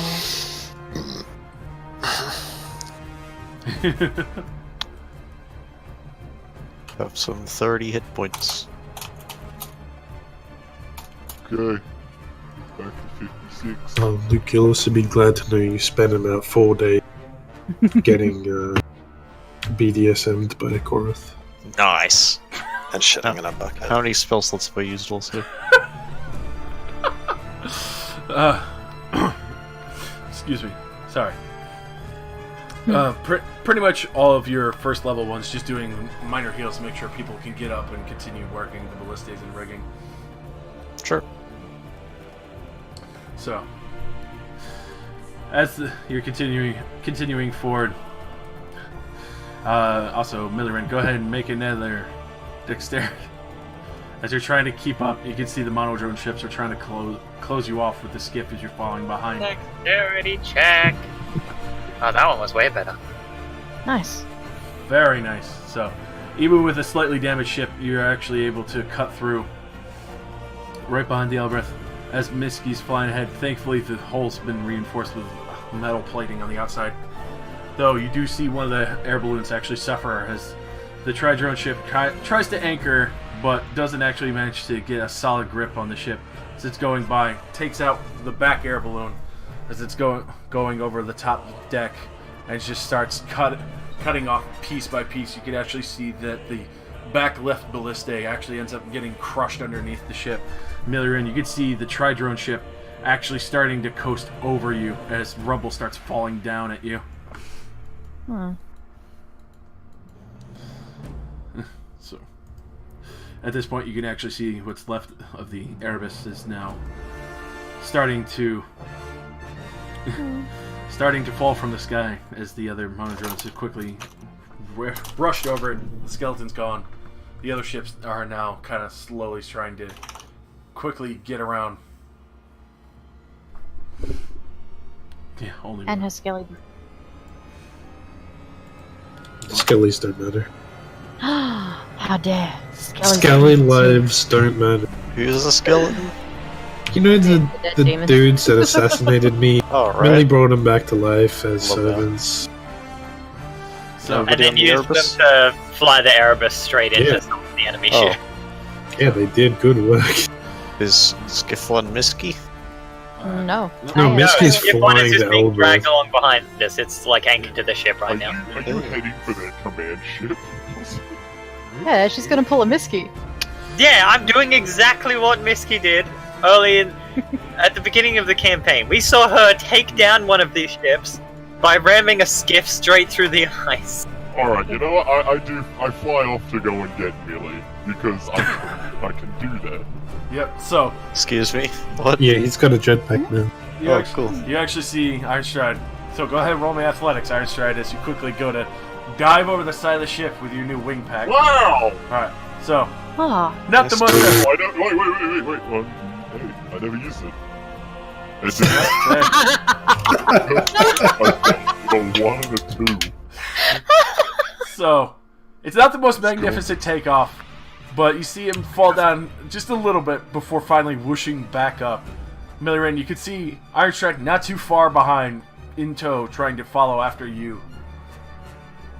So, as you're all getting close, you can hear Stratosphere panicking and like, I don't know if we have too much more. I'm not sure if I should open the valves. Just hold. Wait for the captain. It's fine. Hold. God, there's iron in my leg. In I your didn't get so far in. So, I'll pull it out. Come over here. Milliren, go ahead and give me one more dex. It's Iron Stride. Alright. Go ahead and roll your flying skills. Oh, no! Go ahead and roll my. Is it my sky ship or my athletics? Skyship, because you... Fishing. Wait a second. I have inspiration, like real inspiration, not shitty inspiration. This is the time of all times. This is the time. Definitely. Oh! Please. Yes. So you just angle this perfectly. You tie the rope. You are going straight towards one of the main eyes of the old dragonfly that's now unavoidably heading straight towards you. Behind you, you can see Ironstride. I assume you're gonna jump right off trying to get into his arms. I look at him. I just think he's a fucking idiot. And I'm just gonna drop off, so I just fall. So I'm not like getting splattered against him the moment he catches up to me. Fair enough. So you see the ship just about to hit, and Milliren steps off. You hear a loud crash as you start seeing the same sparking energies pulsing out of the dragonfly once again, like you did see so long ago in your first beginning adventures.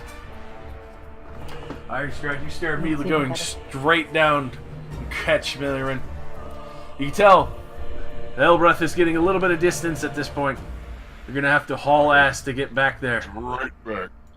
Alright. So, at this... Wait, are we gonna end up behind? So, at this point, as you're holding it, you can hear Stratosphere, and you actually hear parts of the engine groaning for how much pressure is built up. Oh god. And you hear one or two valves start popping open. And you can actually hear what sounds like a small blowtorch breaking open down below. As you can hear other crew members screaming, "The oven! It's spitting fire! Get out of the bag!" As they're holding it, Ironstrike, go ahead and make another flight test. I was gonna say, is this to get me or to catch up? To catch up, because catching you is easy. Okay. See, once he's caught me, I just look at him and I dimension door us back onto the Elbreath. Alright, so all of you just suddenly see, boom! There's a Milliren Ironstride. We scream down to Strato. Now. So as you do this, Ironstride, you kind of crash into the deck, cracks a little bit of the wood. Milliren, you take a little bit of a beat up bruising, especially for how fast you're flying and send the dimension door. I don't think you can bring Ironstride with you. No, you Yeah, can't. it's like the same. It has to be the same size as you. I think they're both medium. Yeah. I'm medium. Yeah, she's technically a medium creature. She's still a human. Oh, sure. So, immediately as you hear that, before the whole oven in the cruise quarters blows up entirely, Stratosphere punches it, and you just see the the three back valves as one of the air balloons has just been almost obliterated. Just immediately actually take off at double speed compared to any of the other ships that were there. Oh. For those of you on deck, roll me a dexterity saving throw. As the build-up for what the Stratosphere did is it was basically pushing the engines to almost overloading. I used up all of my luck to, Oh no. Alright, well, Did I Miller... not still have you with my arms? Yeah, I was about to Flat say, plane. Milliren, you're literally held on tight by Ironstride anyway. What are Oh, the chances of me falling off the back? Because I Sorry, can buddy, I'll go with you. choose to succeed. Brett comes. Alrighty, so, well... I'm gonna choose to succeed that, because I don't want to fall off the back. Good Well, I shot. fall That's off. my second I shot. tackle Valus and we both go off. Hey, if I go off, Misky goes off. Yeah, he's currently bracing me. Oh. Alright, so, Wait, you get a +2 to your 7, by the way. Oh, 9. Oh, it's a critical fail. Anyway. Well, for Yeah. saves, thankfully, they don't matter. But on this matter, unfortunately, just you see everyone brace, and unfortunately, especially with the amount of damage, the Elbreth can't protect entirely from the amount of wind and gust and overblow. As suddenly, Bradomir, you just hit, and it catches you, and you get whipped over the edge. You can see Akorth look over in panic.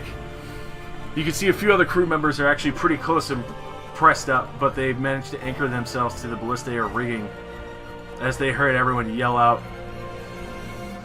At this point, Akorth actually comes running over, and she's going to attempt to grab onto you.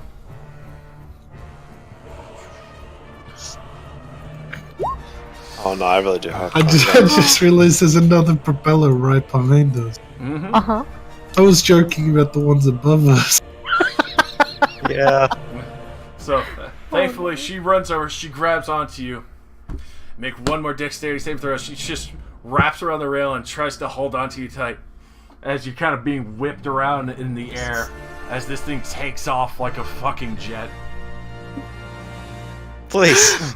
Goodbye, Brad. Oh, He God. can spiral. I let go by for himself. and dramatically go, I love you, and then I dimension door back on.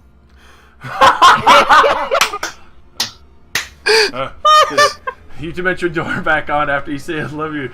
You can see Akorth looking frightened for a moment that you're falling, and then sees you back on deck.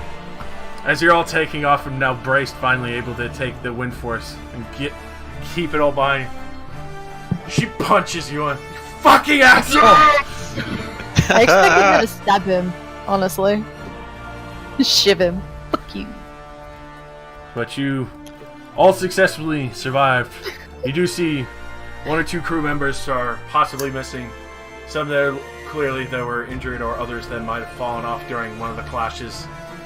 Uh-oh. One or two, unfortunately, had fallen victim to when the Tridrone ship had crushed into the ballistae. Oh.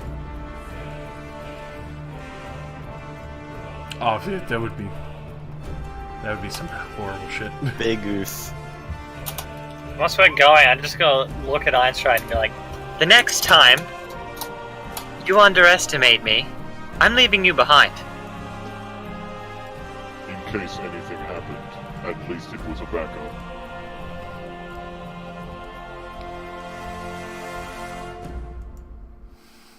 So, And now the ship is fucked. oh yes. Looks like a little elbow grease cut fix. We went from like, oh, yeah, we'll sell this ship and the other ship and get a better one, to, oh shit, we need to fix this ship. So, I was just gonna let go of Misky. Alright, It's what around kind of Adam. Thank you. what kind of spare materials for repairing the ship do we have available? for that, you could definitely repair the other air balloon that had been broken off. They did actually have preparations for that.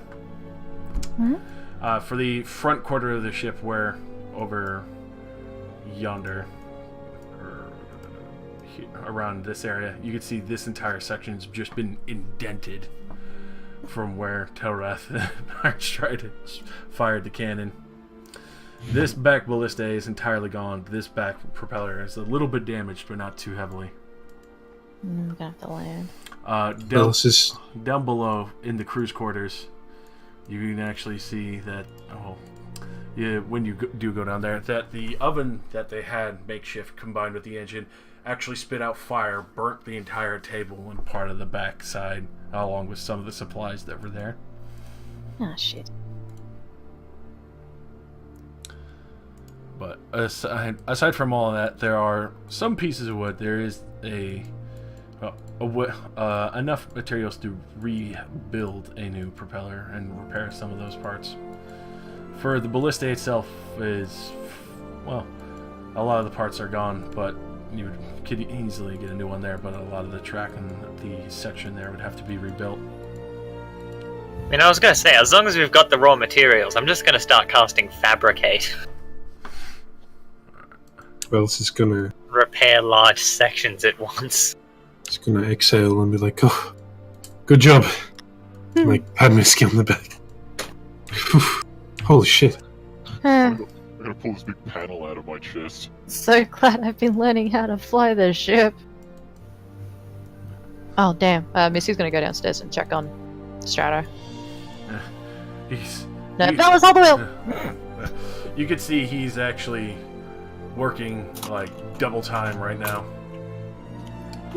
As you can actually see that from the top of the entire ventilation section is actually just kind of like spouting fire currently. I'm trying to vent this. That's a cool little animation. I'm trying to vent this as best as I can. Excuse me, I need to maintain focus. Quick, hand me those extra pipes over there. Miss will do what she can to help him. She'll hand him the pipes. She'll work on bits that she knows how to fix. But she's gonna say yes, sir. With that, Don't drink the can, don't drink the can. With that, you can tell he's like panicked, as you can tell like the pressure that built up in this engine definitely held way too long for what it was supposed to. Mm-hmm. So. Dang.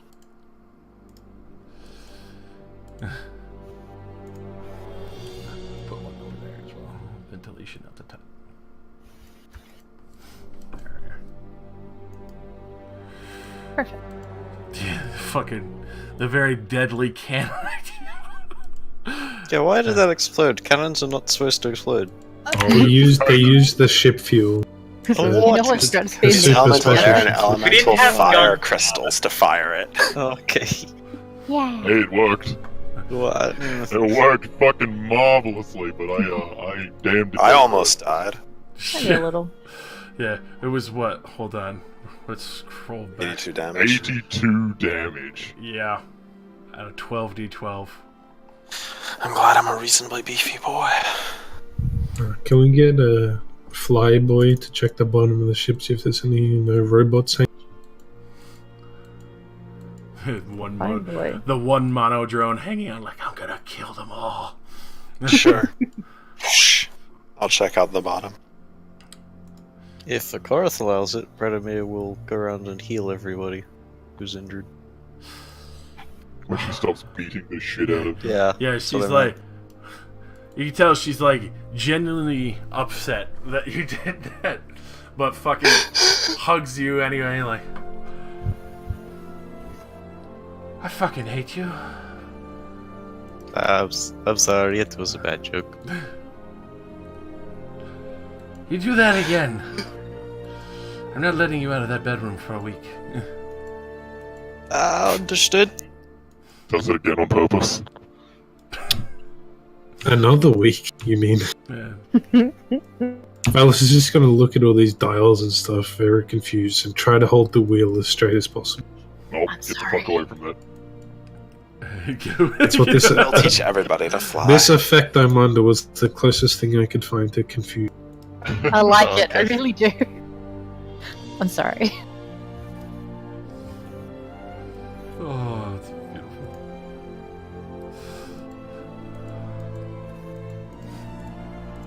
So, Man, glad I gave you that fucking ring. Yeah. Damn. Yeah, I failed both those checks, definitely. You get Yeah, 1d3 charges of that back daily. Yeah. Okay, BRB. The first day I get it, I used 2 charges in one day.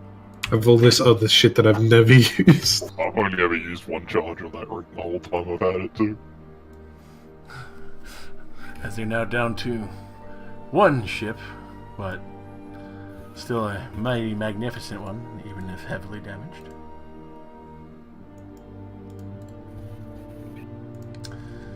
Start heading back out further away in high speeds. Everyone braced and ready. Stratosphere finally able to cool down the engines enough where he is able to vent enough of the elemental air, the elemental fire, and overall heat and pressure to where everything regulates. So, how far are we away from the Sultanate? We should be pretty close at this point. Yeah, for the Sultanate's Palace and the Mirage City. At this point, if you just kind of skip over the Gold Roads, which are only 6 days away, and especially since you can now double time it, it would only be 3 days. So, did the rest of the drone ships like turn around and keep going the way they were going, or? They seem to have been reorganizing and heading in another direction. The other main fleets that you did see look to be traveling to other, well, possible major ports in opposite directions, in which they obviously had some form of orders. As they basically attempted to stop you, you broke through, then seemed to continue on the direction that they were told to go. Okay.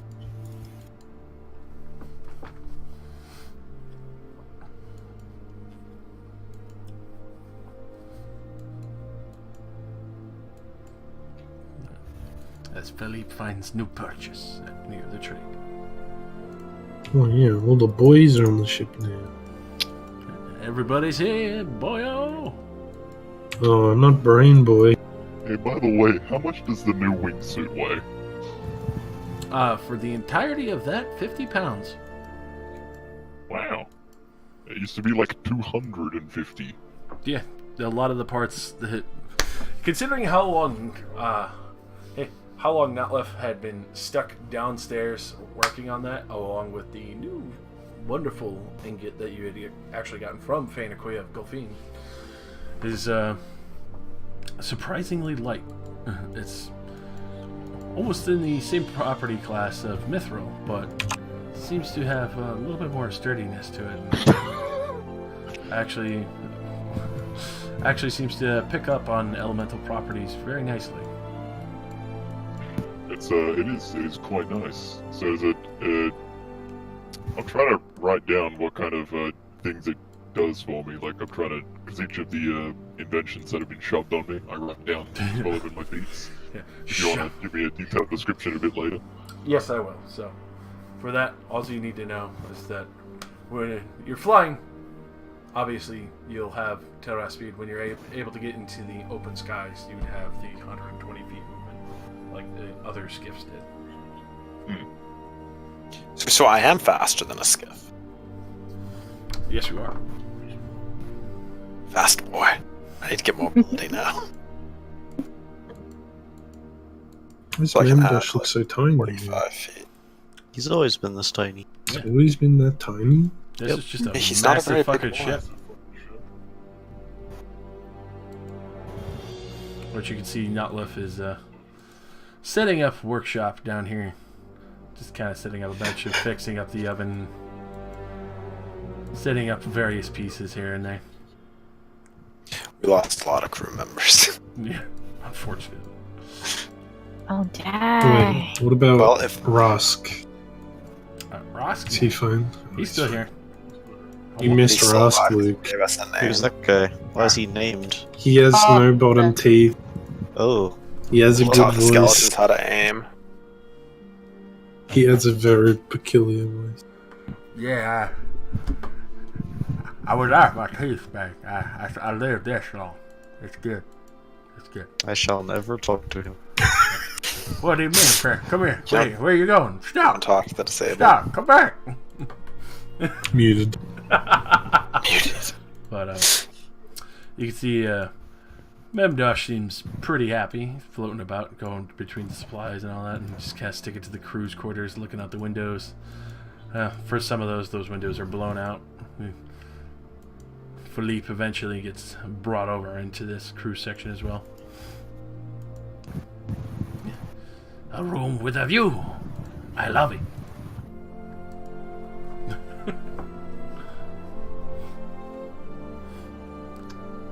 But as you go down, you can see Notlef setting out his tools, counting for what he has between most of his books and such.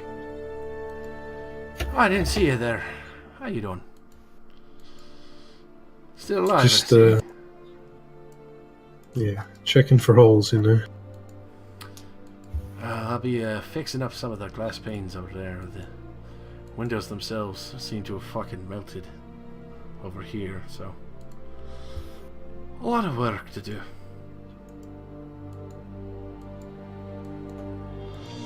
Definitely no fucking in. Hope things Well, at least it has a tree. That's true. Fresh air. A nice, lovely smell of nature.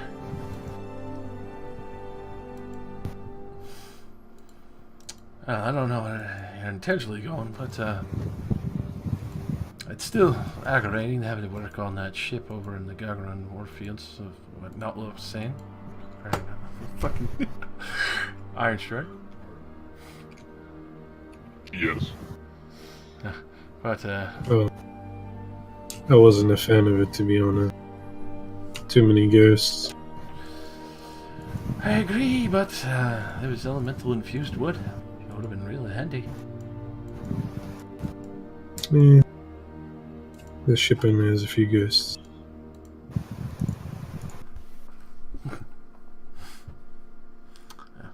Hopefully there ain't no ghosts around here. Well, you'd have to ask Millern about that. Oh, don't fucking tell me she's doing weird shit. There's fucking Weird odd. shit indeed. It's already odd enough to be playing dice with the fucking hooba joob in a jar and a fucking floating eyeball.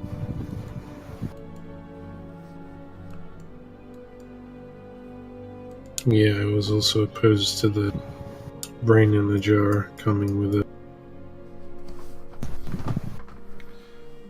But hey, I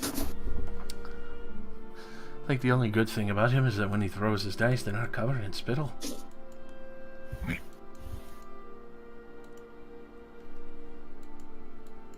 isn't he throwing them with like a magic hand? Couldn't he like easily make them land as he wanted them to? For that, no. He would have to have his hand out it the whole time. You could see the floating little gobber.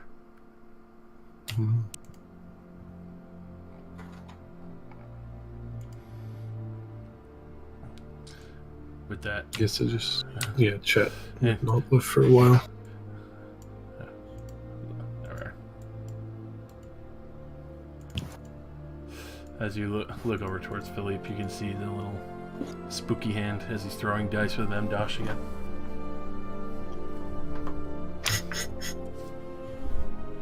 It floats too if you watch it. It's moving around. Yeah, the engine's fucking neat. Well, the engine and Philippe. Where's Philippe? I haven't seen his token in a while. Oh, that's fucking cool. That's spooky. I like it.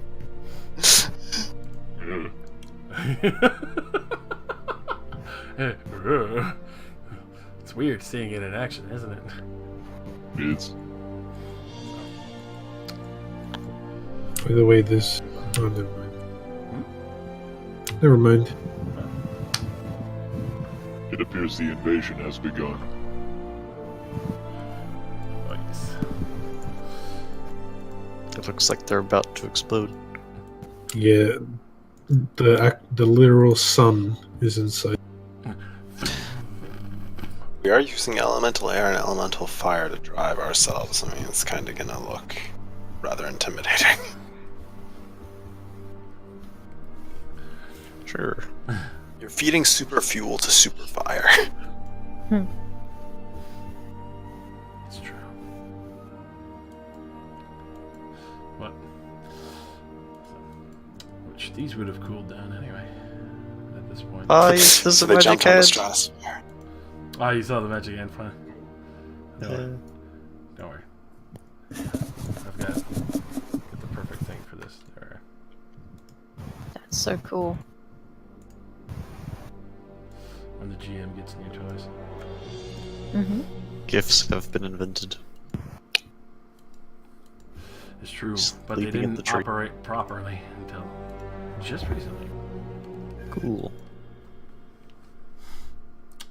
Telbreth, I can keep flying the ship if you need to rest. Maybe I should do something else with my time for a little bit before falling asleep again. I've pretty much just been flying and sleeping for several days.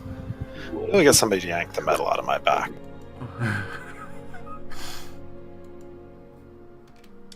Alrighty. So, at this point, you've now decreased the travel time significantly, being able to move at full steam ahead.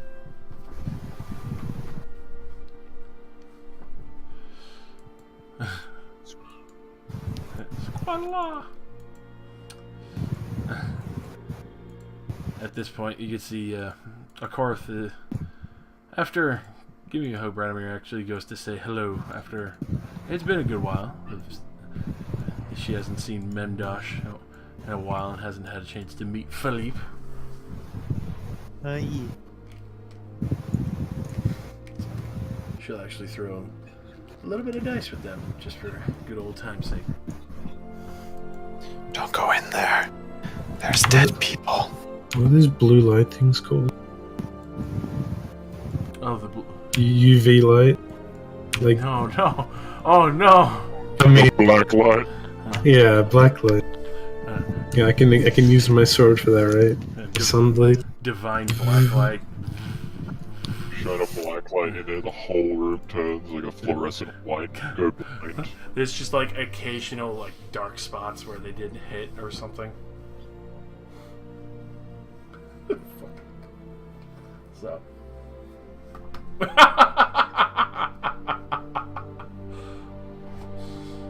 So. You're actually able to, in the next 3 days, well, I would imagine Miller and not really far going around repairing, probably mostly not on the fun orders of Captain.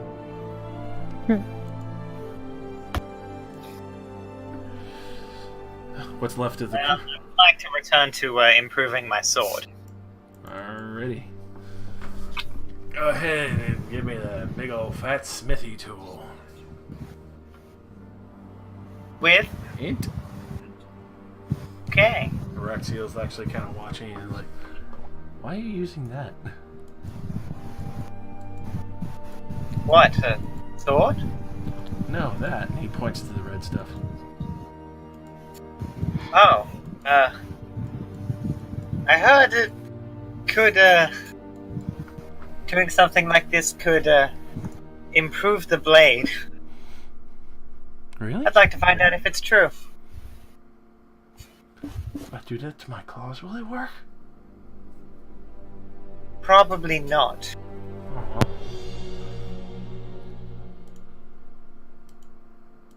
Even then, if rumor is to be believed, it is rather specific. It'll otherwise just be a regular sword against, anything else.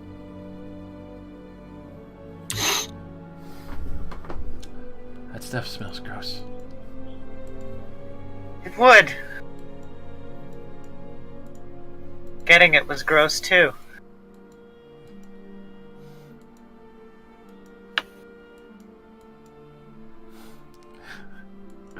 So, anything else that somebody would like to do? And also, Miller, go ahead and make me 2 more rolls as you do that. I would imagine for until it's finished, or trying to get a desired effect.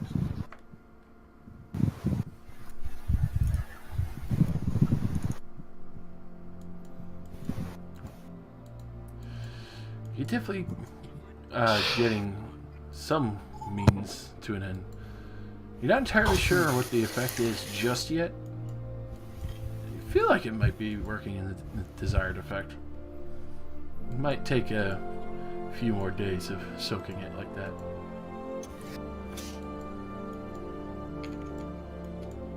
Yeah, it's good. Well, we're not really going to know until we hit something with it anyway. Wait, now that I know what they taste like, does that help me remember what they're called? The blue passion fruit thing? Oh, for that?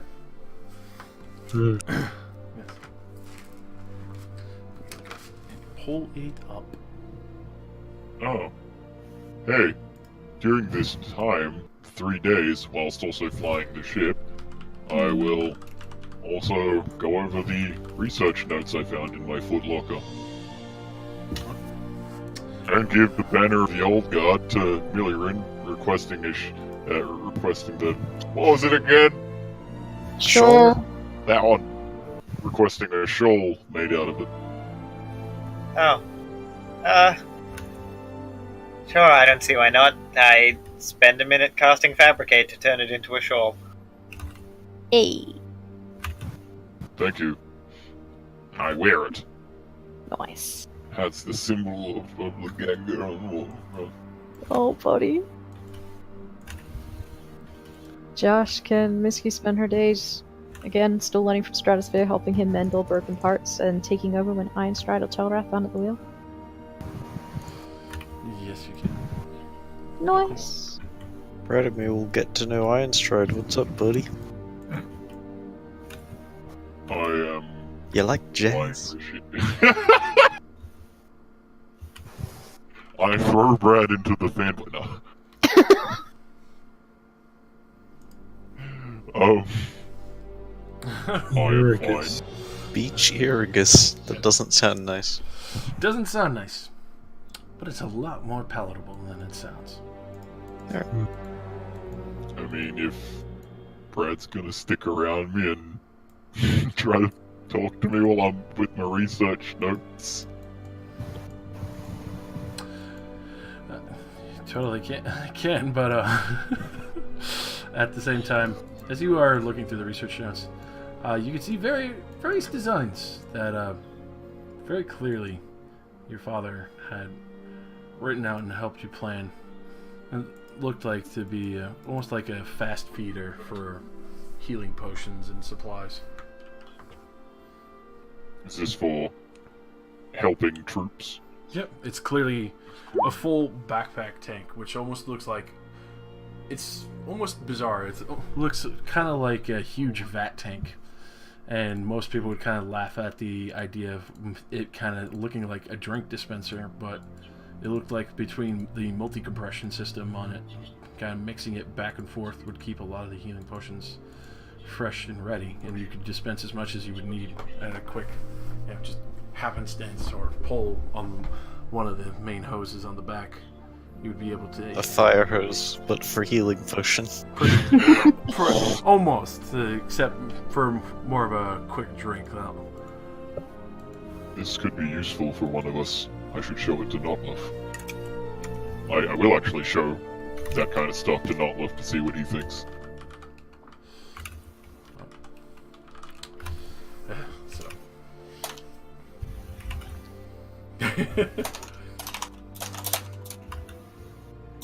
As you do show him some of the design, he kind of look at like, Yeah. might be able to work some of this stuff into maybe in an alchemist fighter too. This could be a multi-purpose tool. It could, but which one of us would it best suit? Well, considering there are so many of us that actually are pretty skilled with healing, I don't know if anyone's really willing to lug around the big old backpack of liquid. That'd get pretty damn heavy.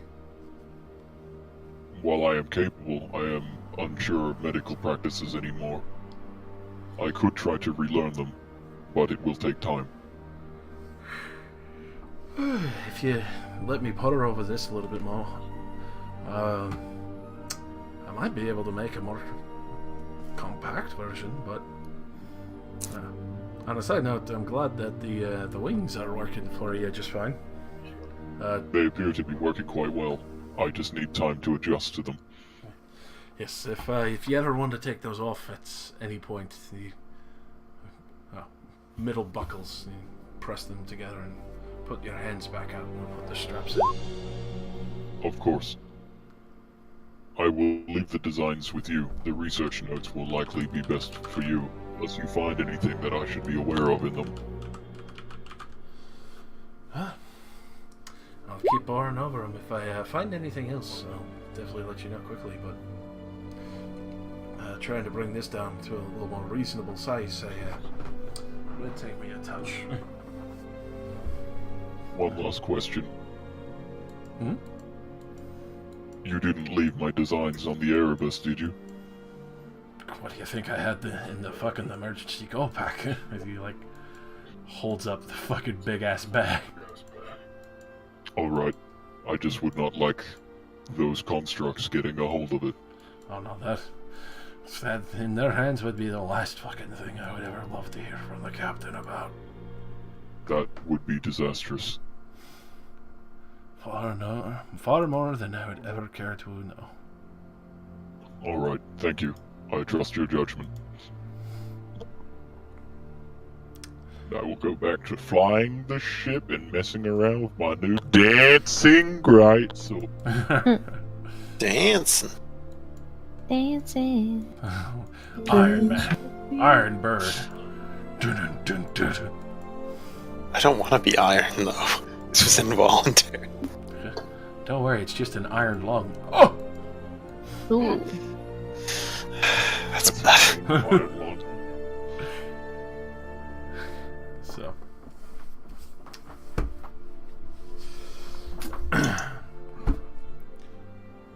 As you finish your studies and practicing with some new equipment, Notliff running around at max speed as best as he can, the crew managed to get the new balloon up for the rigging so that is well and ready to go.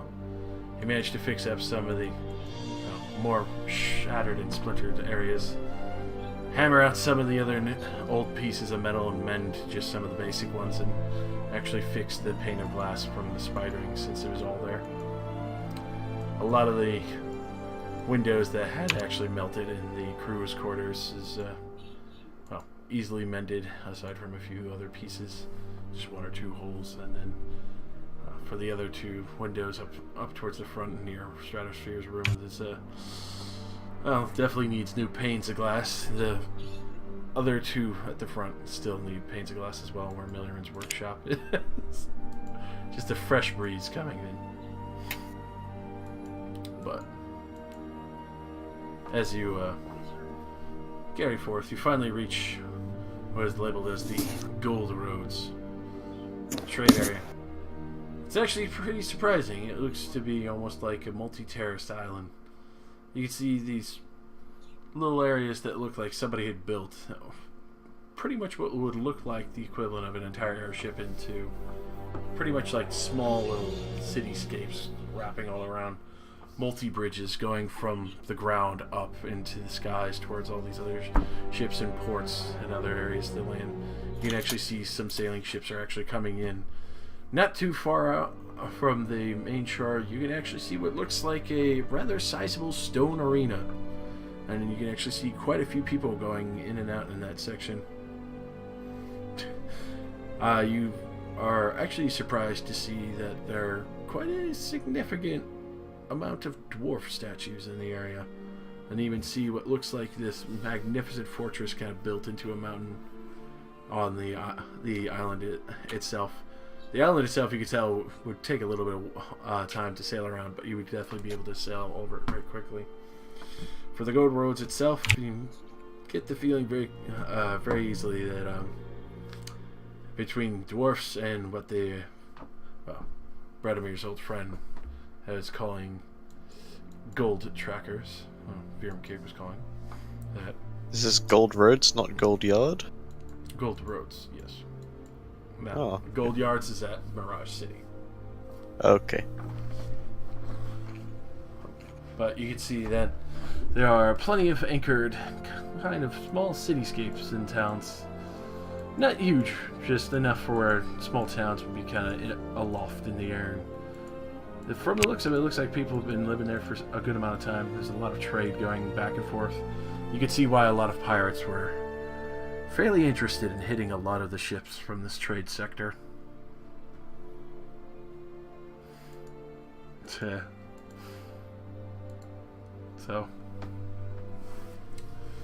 As you do come into port, you actually see that there is actually a section where you can dock the Elbreth, either in the sky or in the waters, whichever you preface. Do we still have huge holes in the bottom of our ship? Currently, yes, that's fine. I think we should not park in the water. Just a Water? hunch. I mean, our ship was punctured in several locations. Why would we try to park in the water till it was fixed? Up to you. So, Also, we still need to fix up the missing airbag. that was currently fixed up with the spare riggings that they had down in the storeroom. Ooh. Well, let's replace those resources then. Pretty much all repair resources that you had left or not left had managed to mend the best of what he could. You still need a lot of metal, a lot of wood, plenty of replacement ropes and riggings, and even quite a few bits of pieces of metal and, well, sand or glass to be able to mend all the windows that got blown out, and as well as fix a lot of the pipes.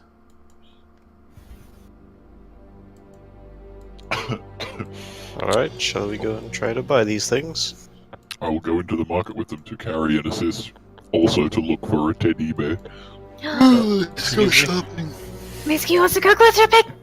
Oh, is Leontel gonna leave? A 'Cause teddy we're in bear. like an actual place now. For this one, she actually will depart here. She actually looks very excited to be here, and overall, Oh man, I didn't she'll even get to sleep with her. Not yet, anyway. Kidnaps you while you're still in port. Give her the classic. See ya. And that's how Bradimir was sold into slave trade for sex. He's okay with this. So you're already in the slave trade? So, but before Honestly, I could find like a smith or something and then get them to let me make shit for them. For this, as you kind of make port into the Gold Roads trade area, kind of docking, the docking fee, especially for airships, seems a little bit ludicrous. It's 30 gold to dock. That's ludicrous. You can only do that. Like, are about they a giving million us a times. free dick suck when we dock as well? We could, like, live here. Forever.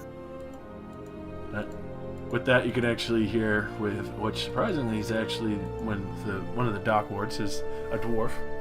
He's sitting there like, "Oh, you could fucking do that if you want. I mean, they paid for it. And they fucking live up there. They haven't left."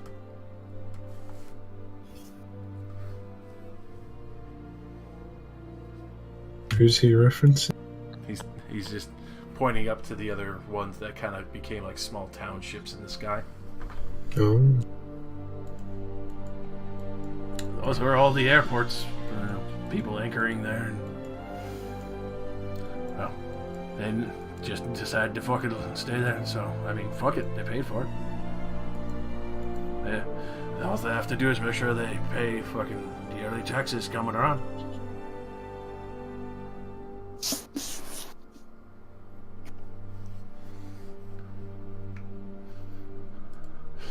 And anyway, if you're interested, it is the 30 gold. But as he pulls out what looks like a little pamphlet passes, like, when you do, you actually get a free ticket to the arena for the month. Everyone Is on it board. for participation? You can participate if you like. You can actually make a good This amount man of money. has my attention. A lot of the ogres from the island actually like fighting there. I could go into the arena if you wish to make some money. Do we really need to make money? No, but it Not could be fun. necessarily, but it Kill an should be ogre some for me, leisure time. Iron Stride. It's fun though. What did Millie say? Kill an ogre. You Oh, wish she wants the yoga. to have an ogre? Are these Sort battles of. to the death, or are they until the other is rendered unconscious? Well, there are the sparring matches, but they're not as likely. There's usually 100-man sparring matches until someone's knocked out, non-lethal, with weapons and so. But the more lively ones is where you spill the blood. Those matches, that's where you draw the bigger crowds in the afternoon. If someone dies, I'm thinking like an ogre here. Like, what do they normally do with the body? Oh my god. We usually give it back to the family, but there's other people who are willing to. He kind of looks around, he kind of like rubs his fingers together, like a little bit of coin, maybe. Yeah. And just who would someone need to talk to about? I'm not very sure about that. Maybe, a little forgetful at the moment.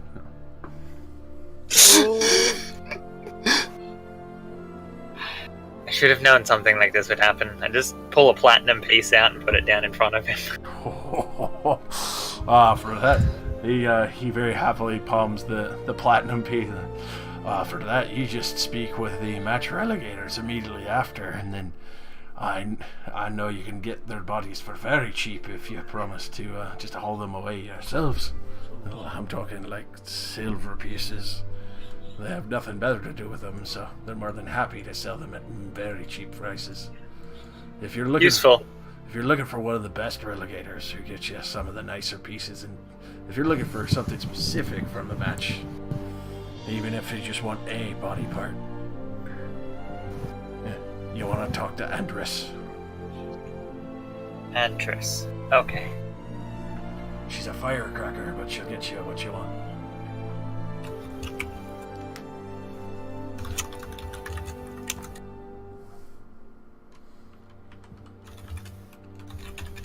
Well, if that is what you want, Captain, it should not be too hard. It may provide the crew with some entertainment while we are here as well. I want ogres. Yeah. Well, I want their bodies. So, do your best, Iron Stride. Do I dare ask why you want ogres, Mithrin? There are certain useful pieces of ogre that someone like me could make quite a lot of money out of. Sure, works for me. Let's go. So Very well. So wait, just to double check. Are we in the Mirage City? no, you're on Are the we in the Gold Soul? Roads. You're on the Okay. Gold Roads trade sections. That was about to be my third guess. Okay, just triple checking that I know where I am. Okay. So you start. You know you can just buy one of the corpses, right? You don't need to kill it ourselves. Where's the It will fun? be more entertaining if we get Iron Stride to do it. I'm pretty sure more people will pay to see me. It's okay, you know, can say Warforged. That, yes.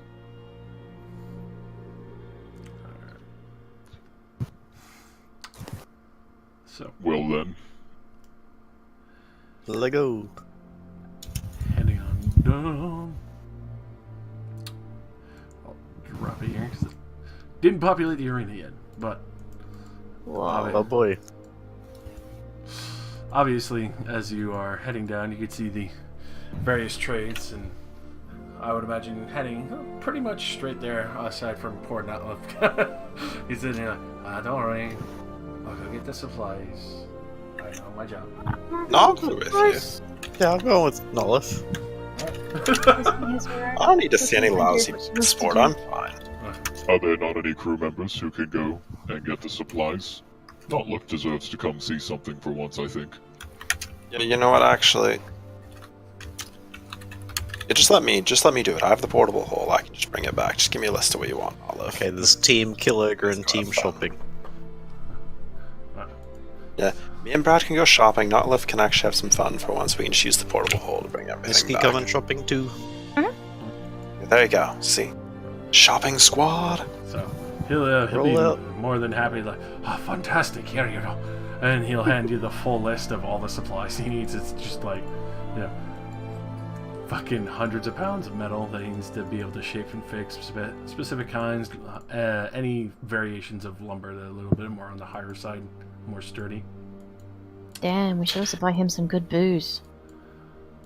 You do a Yeah, lot. listen. I mean, we have so much money that if I don't jump into it, I think I would get lost. I think we can buy a lot of good alcohol. Okay. Yeah. Yes. So As we are walking, I will ask A12 if there are any functionalities he has can assist in the upcoming battle.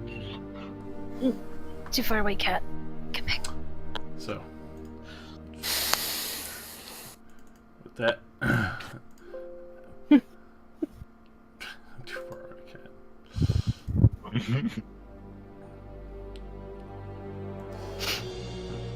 So with that, he'll actually immediately respond and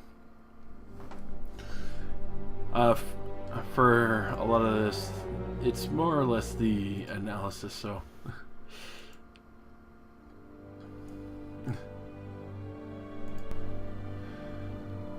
I'm from yeah, for that he'll tell you I'm familiar with many of the various fighting styles. If you give me a moment to watch them, even in their great strength, just like some of the giants, I might be able to learn how they are able to combat and assist you in warnings. That would be most helpful. I will continue to scan and study the area then. With that, you can actually see the orb kind of whir a little bit more to life. It's just a little bit brighter, kind of like how Ironstride's picture is. And it's actually taking in the entirety of the environment all around. At this point, you finally realize that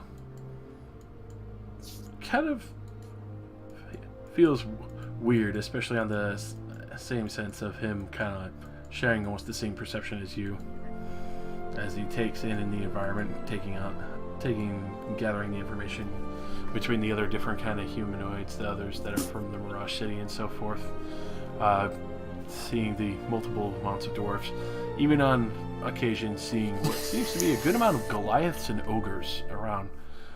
Some that don't look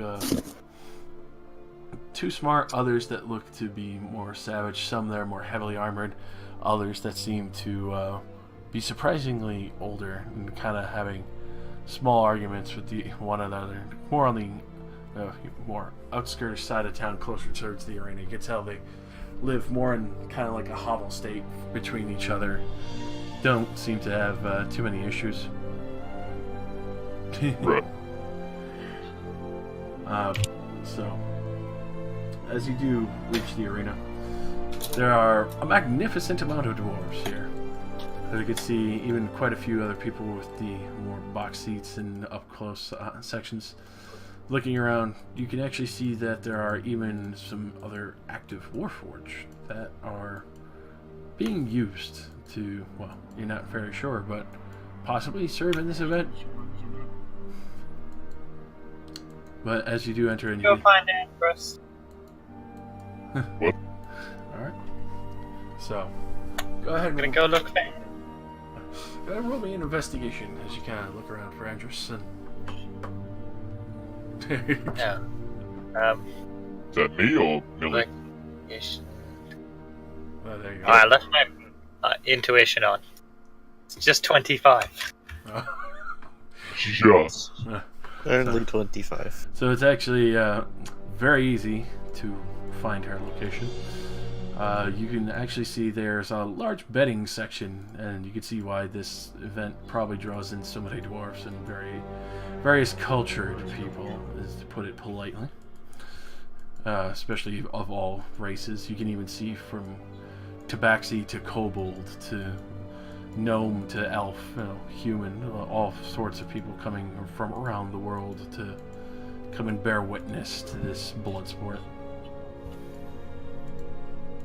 You can even see a great deal of other people too, especially beside the booth, where you finally hear the name as she's writing down bets between the various people, filling it and giving them tickets for each of the bets on the fights, putting up the markers on the boards as she starts yelling down the tunnel. You can hear other dwarfs yelling back of who's coming up and who won the fights and how the numbers have changed. You can tell their banking is very tight and systematic and almost to the letter perfect. And as she calls up for the next, you can see that almost every person, even if they're not a dwarf, respects this dwarven woman, as she holds this air of like terrifying but kind of responsible at the same time. You could tell at other tailors they're a little disorganized, a little bit more chaos. For hers, nobody is out of line. It's perfect order. As you get around the corner, you can actually see what looks to be this kind of large brutish Goliath, and it seems a little bit off for a moment as you kind of get in line to get up to her. As you look at the Goliath, you realize this Goliath doesn't seem to have any form of weapon except what looks like a staff and a wand on his hip. Which is a rather peculiar sight. Especially on the fact that he doesn't look like he has any scars at all, and even though he still has his tribe's tattoos and everything. As you finally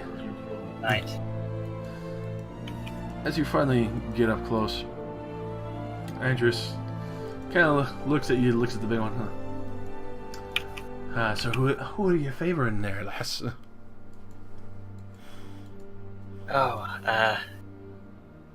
Not why I'm here, actually. I was looking to procure a few things. Oh. So, as she she leans down a little bit more closely. You can see the other people behind the line. They know the deal. They immediately kind of like fuck off, look away, and they don't listen. As you can tell, you're not sure how long she's been this. It's probably clearly been a while, and everyone's probably too afraid to fuck with her. Now, are you looking for a trophy or something bigger to take home, or maybe even somewhere closer to a personal request, something to flavor the battle a little bit more? Somewhat like a personal request. I would like to know, I hear you have ogres. Oh, they love killing each other in this thing, the big galoots. There's a good amount of coin in the purse for it, and it's pretty nice stuff at the end. Oh, you'll have to die for it. Well, I would imagine you're not very interested in the survivor, more interested in, especially since you came to me, what's the loser's remains? Exactly. Are you looking for some heads and fingernails? Maybe a couple of hands? Maybe what's your favor?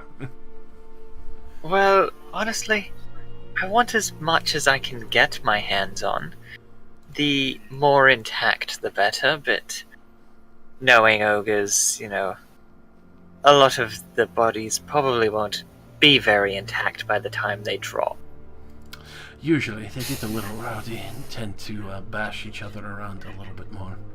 At that point, you can actually hear what sounds like metal splintering and then like a column being smashed as the whole crowd just explodes in uproar. And you can hear another dwarf calling down the column, "A bruiser is winning! He's got 25 to 1! See, for that reason, I figure the more that I can acquire, the more likely I can have some make up for irregularities in others. I don't know. Do you have a pickup? Essentially. And I'm just gonna reach into my pocket and hold out 3 platinum coins and go, I want every bit of ogre I can get. With that, you can see her smile, and she runs her tongue across her teeth, in which you can actually see the tips of her teeth look like they've been either dipped or coated in gold. Fucking pimpin'. Lass, if you bring your crew round, I got a whole wagon full, and I'm saying 4-horse carriage. Sounds good. With that, she'll take the platinum very happily, pocket, turn around, and she yells down the she yells down the tunnel. Oh, Yeah. We have another cart special. Expect a tiny tot and a big iron behemoth. Get 'em ready, boys. Yes, all of them. Don't fucking question me.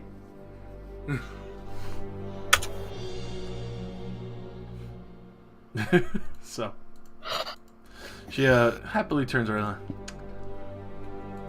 Go around back and look for the one man who's covered in a lot of gold plate. And I shall. And I'm gonna go look for him, and I'm gonna call Raxiel over to help me out. Alrighty, so for that, it'll be easy enough for you to find the dwarfen immaculate gold plate armor. The entire set of his armor is just beautifully adorned, especially the front crest, which is very clearly his family crest. He looks at you with a gleaming smile, and we got the goods that you wanted over here. Just be sure to bring back the cart.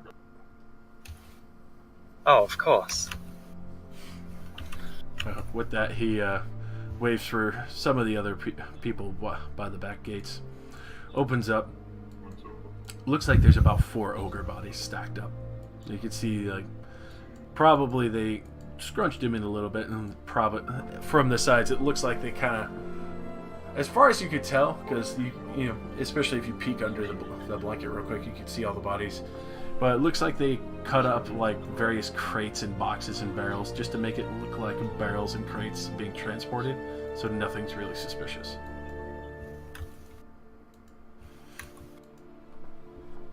How kind.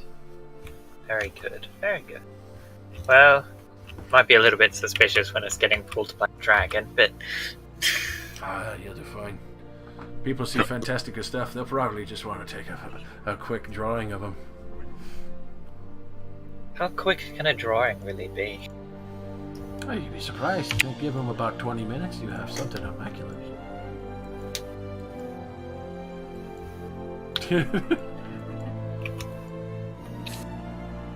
I suppose I've only recently started getting into proper detailed drawings recently, so it takes me a bit of time.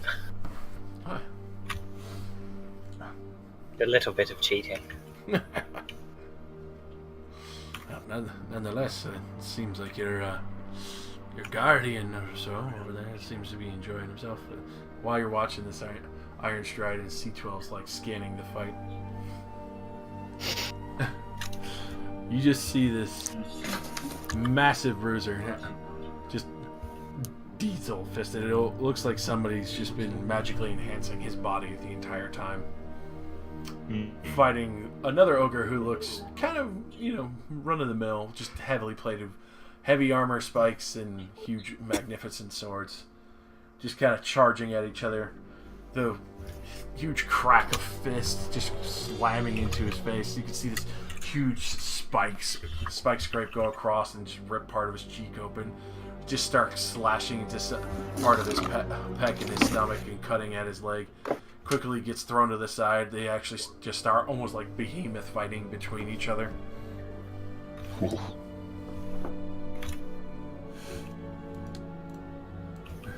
So, as you continue your investigation and your studies, Iron Stride, especially You get the idea of the El Bruiser that was yelled down the hall earlier is the one with the massive leather gauntlets covered in metal and iron spikes all around. Mm-hmm.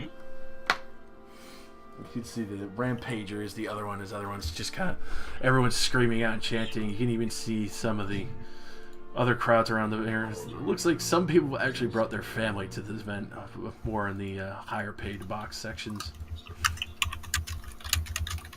That's very strange.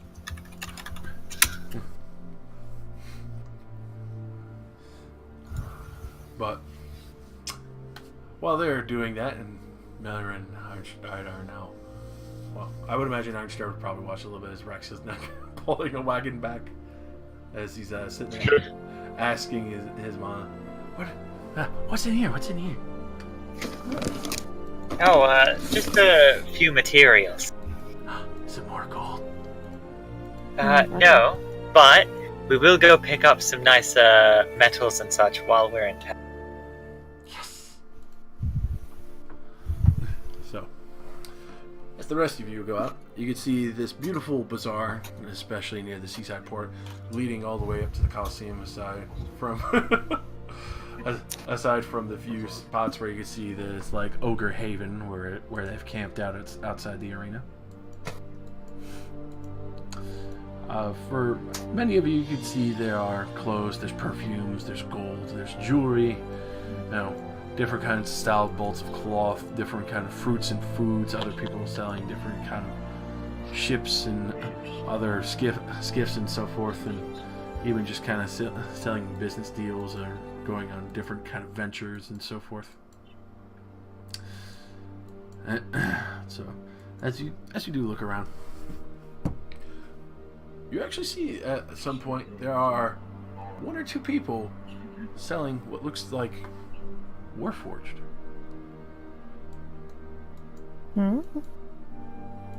I'd like to go over and talk to these people. I'm curious where they got them. So, as you go over, and you see quite a few people are going around talking. The Warforged themselves seem inactive for the moment. Some a little more heavily armored, others that look like they have pieces of equipment kind of set to their body. They look almost like they were supposed to be sentry guard. Others that, as you look at them, they look like a more meek-framed Ironstride. But they have, looks like medical kits. Brother.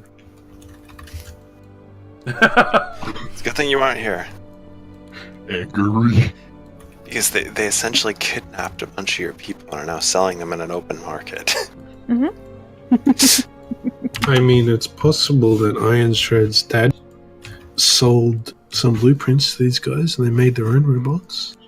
Oh, wow. Very likely, Velos. 100%. I mean, they went this direction. They make a lot of money from selling robots. Let's talk to them first, okay? So, as you approach, you see a man beautifully dressed, multicolored robes, just little pieces of jewels and gems, not huge ones, just little significant beads that just kind of carry down the entire body, the little small jingles all around. As he looks over and he stands up very happily. Welcome, welcome. If I interest you in one of these fine guardians, or if your crew needs a new surgeon, I can assure you these are very skilled hands, even if they may be a little cold. Surgeon?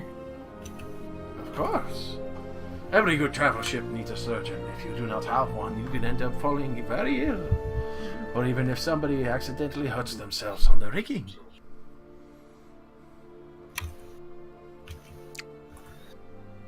Where did you get these? Yes, I can assure you, these are 100% guaranteed from the Garter and War fronts. Long ago. Oh. I personally ordered some of these, still active, to be able to retrain them. I have promising values to these. Guarantee you, it is not like the others that have lost total control. I have actually found the control rods for these ones to give them orders. Ah, do they remember the war? Ah, for that, yes, they do, and so that's why their skills are so immaculate, I promise you. Would you like a demonstration for one of the guards or even some of the surgeons? Oh, Sure. it'd be really cool if you could activate a surgeon.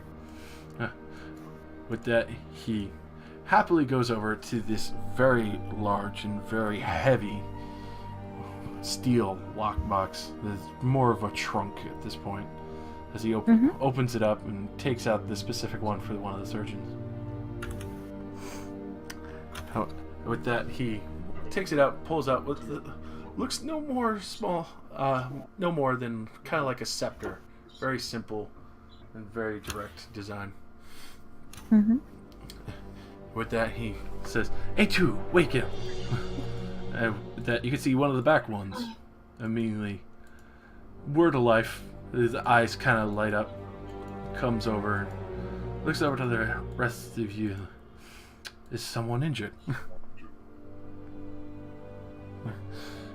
These would like a small demonstration of your skills. As he pulls out a little knife, it just does a little cut across the tip of his finger. Just enough where it would have to be like a little bit of a suture. And you can tell this man has probably done this almost hundreds of times, maybe, considering how calm he is doing it.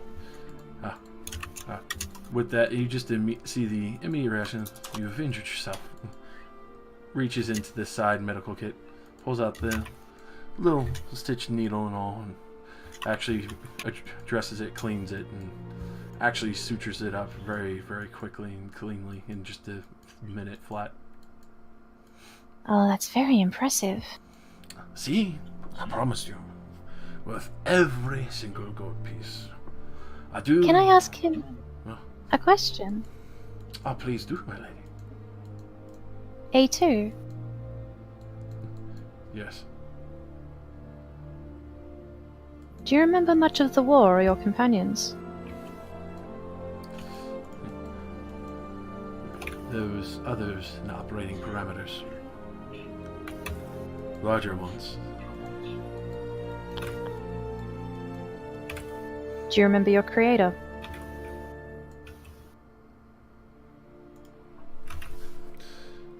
With that, you can see it takes a moment.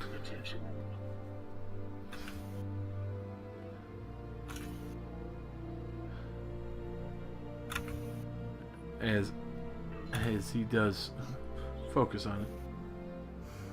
You see it. Josh is looking into his notes. Yes, I am. I actually have to find it. Fucking, where is it? I had it. He's thinking real hard. But for that, it would actually respond with Iron Stride's mother. Oof. Thank you. What was her name again? I'm trying to find it. Miralith. That See, he's got this. Merilith. Okay. I'll turn back to the Are you salesman. kidding me? Just gonna patt the bird. What about sorry, let me find my words. What am I doing? The other surgical units, what are their names? Sorry, I'm such a big history buff. I've read so much about the war. This is just fascinating. I'm going to kill you. Within the bunker that we operated was A1 through 5. One was altered.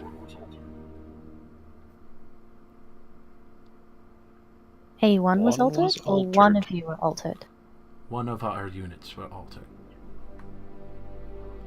How many of you are left today? He kind of looks around. He points out the other one. A3. A1 has gone missing long ago. A4 has gone. A5 last known in capsule. So A1 is missing, A2 is gone, is in past? Inactive. Or He is destroyed? Destroyed. Inactive. Oof. A5 we know. And they're here. Thank you. I'll look to the salesman and be like, how much are you selling these beautiful boys for? Each of these are guaranteed lifetime warranty. I assure you they will never fail. They're able to be easily repaired, especially by artificer. Guaranteed. Is a hefty price of 50,000 gold. But I guarantee you it will be with your family for eternity. I can see that. Wow. Have you had any other offers so far? I have had a few interests in the particular guard automatons. Well, these ones are quite lethal. He points over to the ones with the shields and spears, and you can actually see that, aside from the shields and spears, the other ones that look like their shields kind of fold in and then scope out into a sword themselves. And they look a lot more nimble, but very sturdily built. They seem to have almost kind of seems like the sheen of adamantium plating. Wow. How many of the like out of character? How many of the fighty boys are there? The fighty boys. There's actually 8 fighty boys intact. Holy crap! That's a lot. I'm gonna write them down on notes as fighty boys because that's fine. Well, if we tell Ironstride, he will fucking Oh, I'm telling Einstride. knock this bitch out. As for the other Warforged, you can see that aside from A3 being there, as he did point out that A4 is there, A1 is missing, and A2 was destroyed. You know, A5 was Ironstride inside the capsule. Mm-hmm.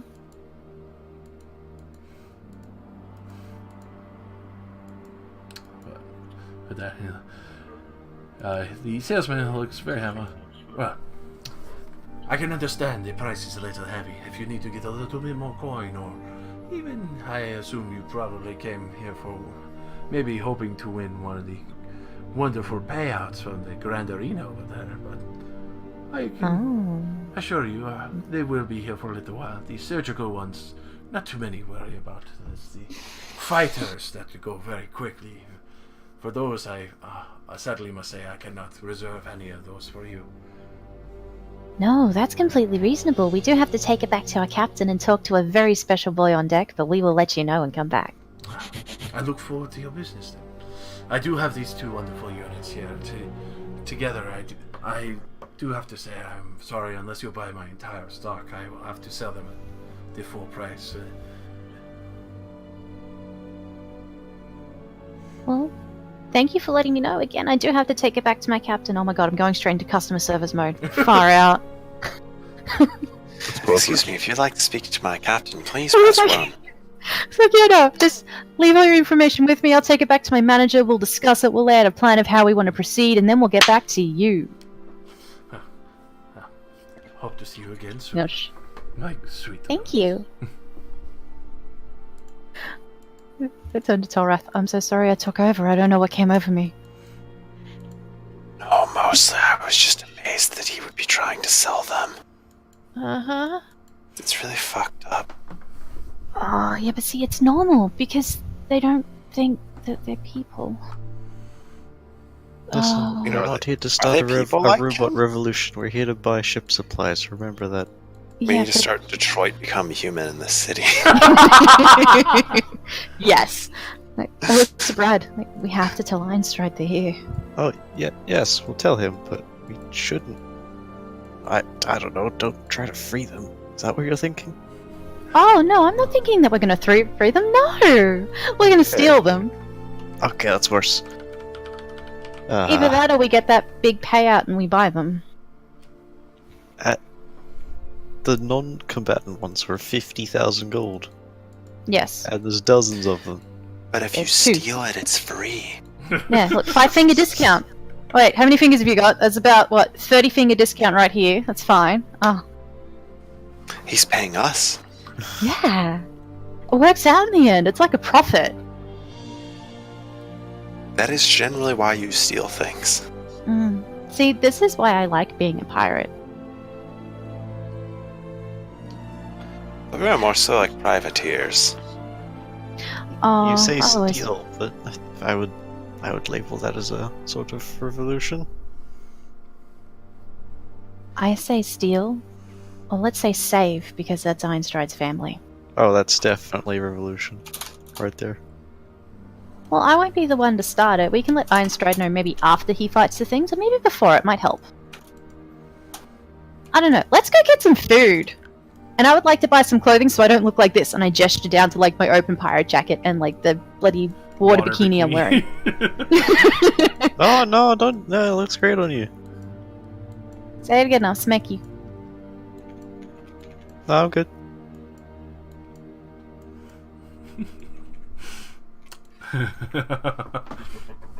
So, I can't believe we found them. Oh my god.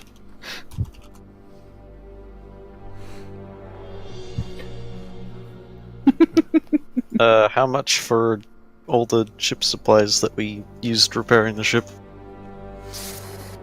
You have to find some solid, right? For that, it would be fairly easy. There's still raw material suppliers going in and out here.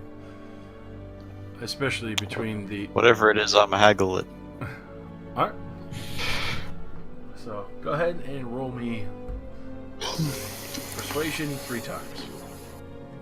As you have to buy a good portion of the materials between metal, lumber, and even some of the glass and other more custom parts. But Jesus. You're supposed to have advantage. He, I have advantage on bartering and diplomacy checks. yeah, he is Oh. a ruby mask. Yeah. Those are kind of bad, though. Yeah, that was ruby. No, what is better than anything I could roll? For once, a change actually low, but Oh, well, there you go. I'm not a god, so he can be bartered. yeah. So, as you can tell, the dwarves are a little bit frugal for some of the ones that have the supplies. You know, they are a little bit, you know, like they fighting you on it for a bit before they do kind of finally give sway. As you can tell, this place runs on money and trade. Right.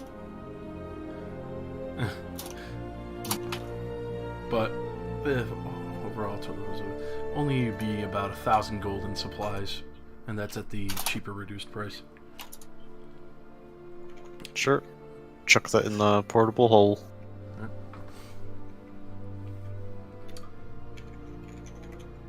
Orchestrated breakfast. So,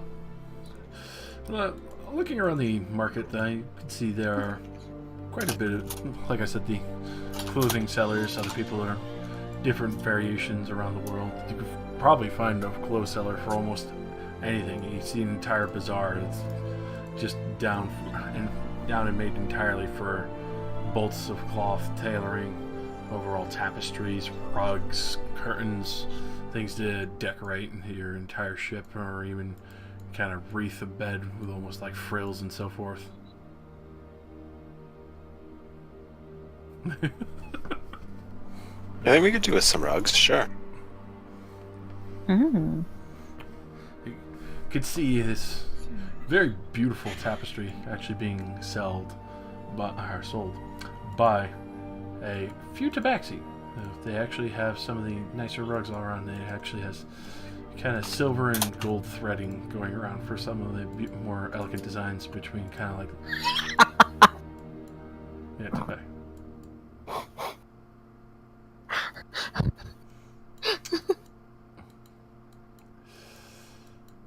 Oh, God.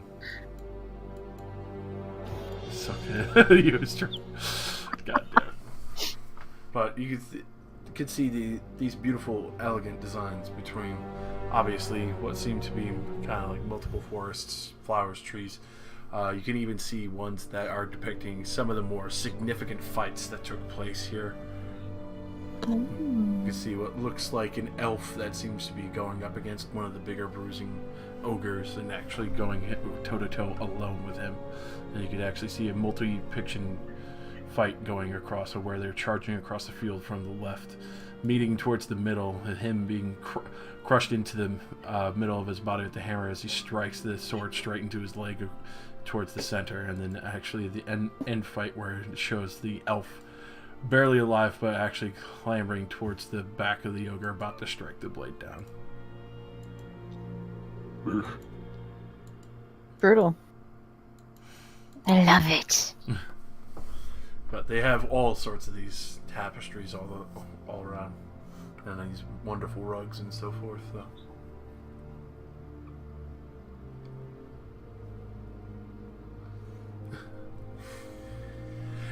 Any of them particularly catching your eyes?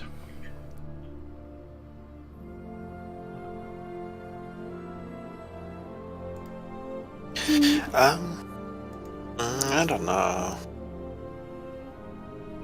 Personally, well, okay, like our ship is like it has a lot of dark brown wood on the floor and kind of bare of decorations. What do you recommend for dark brown?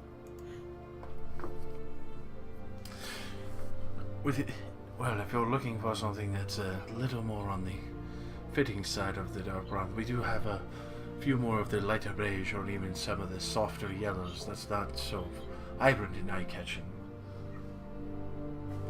I think yellow would look good with it. What do you guys think?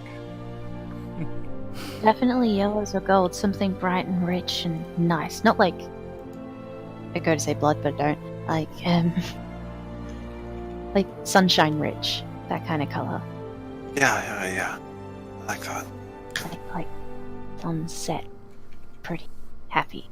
See Misky just staring off, going, "Yes, pretty colors." So, he'll actually pull out one that is a little bit more on the softer yellow side. It looks almost like the sun itself, that's just kind of like radiating beauty and heat. It mixes to vibrant orange orchids and just kind of like flower fields below. Wow. It shows. Steel iron stride. Fucking punch them all into the next fucking galaxy. I was saying just like we should sell the guy Iron Stride's air quotes control rod, and he just pretends to obey it. Oh my god. And when the dude goes to sleep and like has all his stock in one room with him, he just fucking picks them all up. Diabolical. Kill your oppressors. Oh god. We are not objects. Warforged are people too. Stop objectifying my people.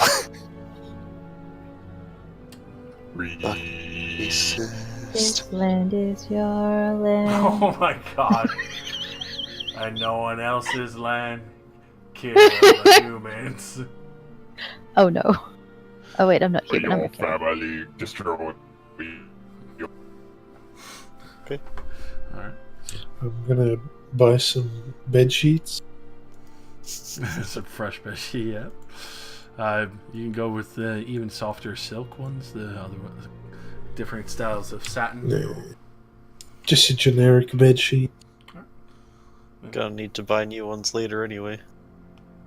That one's cheap enough. It's just a gold piece, pretty much, because they're not a lot of stuff here is more or less on the cheaper side. You can tell it's still semi decent quality. There's not a lot of low quality stuff that comes through here. Misky getting hyped just to buy clothes. Even though I already have way too much gear, it'd be a shame if I didn't at least check out some sort of weapon shop. Oh my god. You do not need more weapons, Phaelus. Are you kidding me? I don't need them, but maybe there's something special there, Alrighty. Ready Find to a find connection. the one. Literally everything. The one. Do you not have a connection with your limitless high value pieces of equipment? No, not really. You have a sword that's it's pure light. Yeah, I could have a better sword that's pure light. You're like as kitted out as you could be without having legendary items. And I die every fight. Yeah. You die every fight due to poor tactical decisions. So, Can I use a shield at the same time as my spear? yeah. I want to buy Spears are one-handed. the best shield I can find. Alrighty, so you head to the smithy. I do currently only have 600 gold, so Oh, could I have taken some money out? We also have a horde that you can use. Yeah, I was gonna feel say, free could I take some money out? whenever. +1 rug. I mean, when we were at the other city, all of us used horde money to buy equipment, so it's not Yeah. you can't, judge you for doing the same thing considering you bought nothing. I made money in Fanaquid by selling the rest of my shit. The rug itself would actually be 100 gold. Especially... Yeah, sure. Yeah. It's like, yeah, that's easy. Sure. Is it actually a flying rug? I mean, I'm pretty sure a flying carpet would definitely not be 100 gold. What if he doesn't know it is? Proficient shields. Gotta look for a good old shield. alright. Something like silver and gold matches my armor, Go ahead and roll investigation with advantage as you get to this immaculate yard that's just filled with the sound of pounding metal and just overall coal and fire being shifted around. You see just huge amounts of dwarfs running back and forth, getting different kinds of iron ingots, and you can tell that each section is like a different clan house that's representing each of some of their best pieces. Ooh, gotta look at my 0 modifier. Pretty juicy.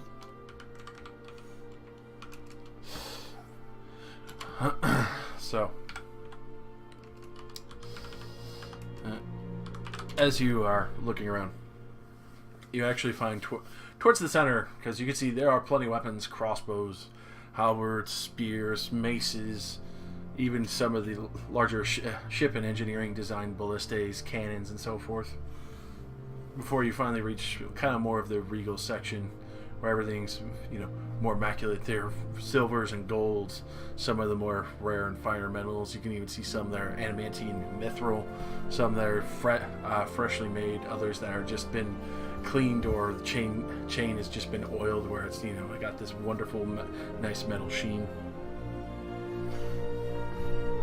As you are looking around, you actually do come across what looks like fairly good-sized family of dwarves, and you can see that, especially what you're looking for, they work with a lot of the silver and the gold.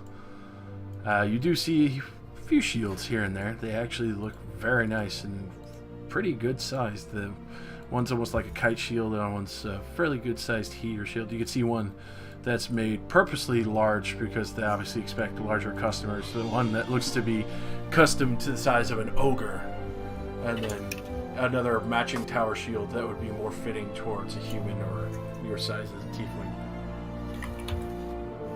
I like the kite shield would be most appropriate to use with a spear. So, as you take a look at that, you can see, especially when you lift it up, that all these items surprisingly chained down. Not roughly or in bad spots. The chain itself seems to have more of a finer thread, and then where the chain would touch the item itself has a very heavy coated cloth to protect the item itself, just so there's no customer saying there's a scratch or anything strange like that. With that, one of the dwarfs immediately comes over. So you're looking at the good old Ifrid's house family weapon. You've good taste. The shields look nice. Thank you. I'm gonna swing it around like as far as you can with the chain on it. With that, you can actually get a pretty fair distance, and you can actually see a bit of a smile come over the dwarf's face. And it actually feels surprisingly well balanced for a shield, and a lot of the weight is centered more towards the handle. It's easier to finesse and maneuver around and kind of snap to wherever you want on your body. With that, you can actually see on the back of the shield as well. It looks more of a arcane etching and runes. Ooh. Promise you, it's probably going to be one of the best shields I'll have. I think the only thing you might get better is probably in the keeps in the dwarven houses where ain't no one else allowed to be. Gonna point at the runes, you're like, What's this? Is a brand or? Oh, for that? Personal enchantments. For a lot of other people, it's a little bit more difficult to handle, but guarantee you that one's a lot more reinforced and be able to take a lot more blows than you would ever expect. It lightens the load quite significantly for you. How much?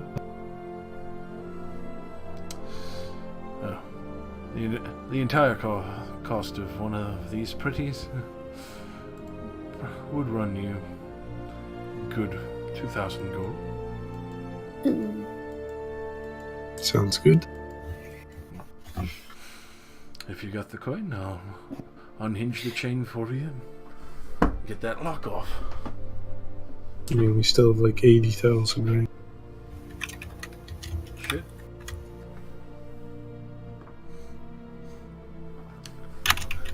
With that, you pay him out, and he unlocks it. You now are the proud owner of the Iridif quality made shield, +2 magic. Immaculately made, nice silver and gold filigree on the front.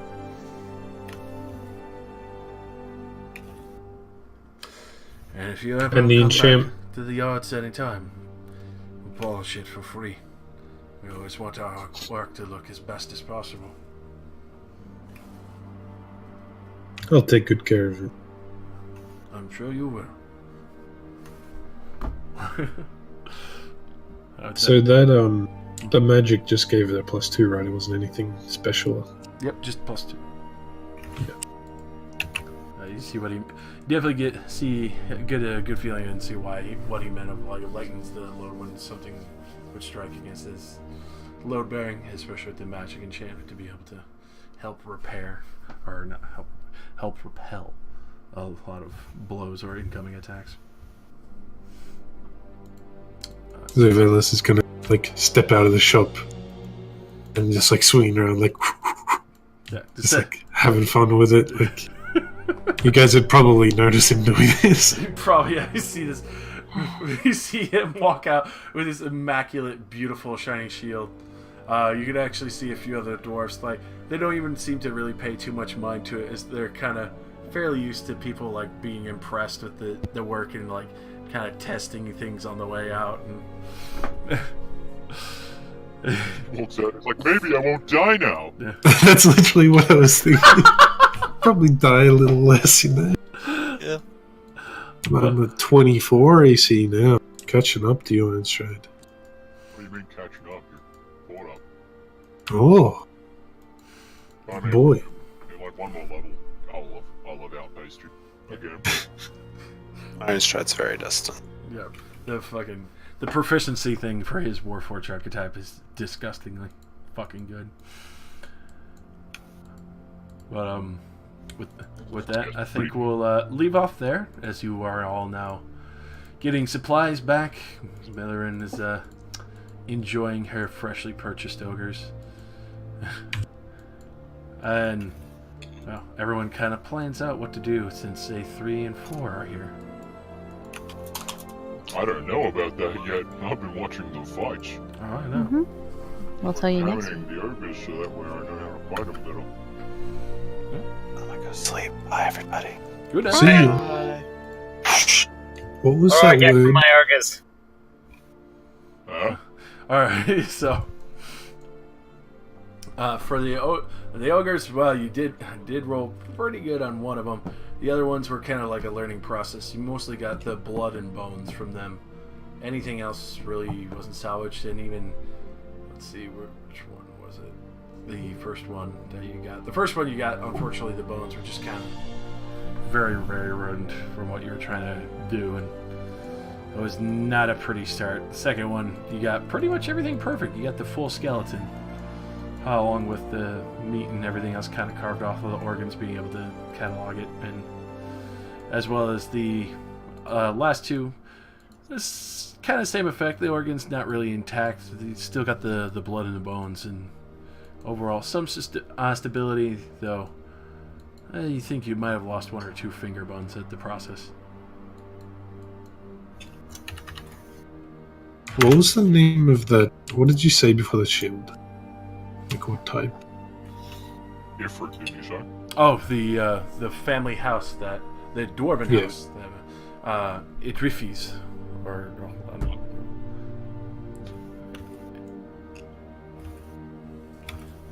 the Idrif house. Cool. I have a question. When I see that, will I recognize it? You actually would. It's actually a fairly renowned house. They make probably some of the best armor around. The only people who've ever actually had the honor of reaching the home of the dwarven house itself is usually reserved for nobles, higher-ups, ambassadors, kings, or queens. Hey, that's me. Other than that, no one's ever been allowed to enter the house or their family forge unless they are coming in with a renowned title or name or a Hey guys, do you think they'd let significant me in? donation. You could try. You'd have to throw your name around, but Yeah. I have a question. yeah. How much are the general earnings for winning the tournament? For that, as far as you could tell, if you make it to the end of the blood tourney, especially for what the prizes were, and you saw on the listing itself, 60,000 gold. It's enough quite for a bit. one. Would that be Ironstride on his own, or is there like a bigger prize for Can we do a huge team team battle? Yeah, because You're going for Velas wasn't interested, but now he's got a cool new shield. He wants to try it. if you're going for God, the Velas. larger team battle, depending on how many person it is, it's 60,000 a head. So this Hmm. pot will be split evenly. Would it be considered cheating if I stand in the crowd and viciously mock the enemy team and somehow do damage to them? I mean, you could try. Not sure what would Get happen. cool. Certainly try. It's dwarfs, man. Do you know how fucking mean they are? Especially if Yeah. somebody's trying to cheat them. Right. It was an idea. You It- would it's a- actually fucking die. Mm-hmm. Might get the whole crowd descending on you. You think if you're slick enough, you might be able to pull it off. But the difference is, though, that you would have It's to. not worth it. Yeah, you would have to possibly run the risk of pissing off an entire coliseum. Oh hey, what if I do it while invisible? I have to find out. Okay. I mean, you could probably use Bardic Inspiration on us before the fight started. Yeah, that's fair Yeah. game. Lost in a minute. As far as you can Yeah, tell, it buff- looked like buff the the fight. yeah. As far as you can tell, everyone who entered the arena looked like they were buffed up and ripped and ready to roll. I'll be right back in just a sec. So we got like 70 million XP for killing a ship full of robots.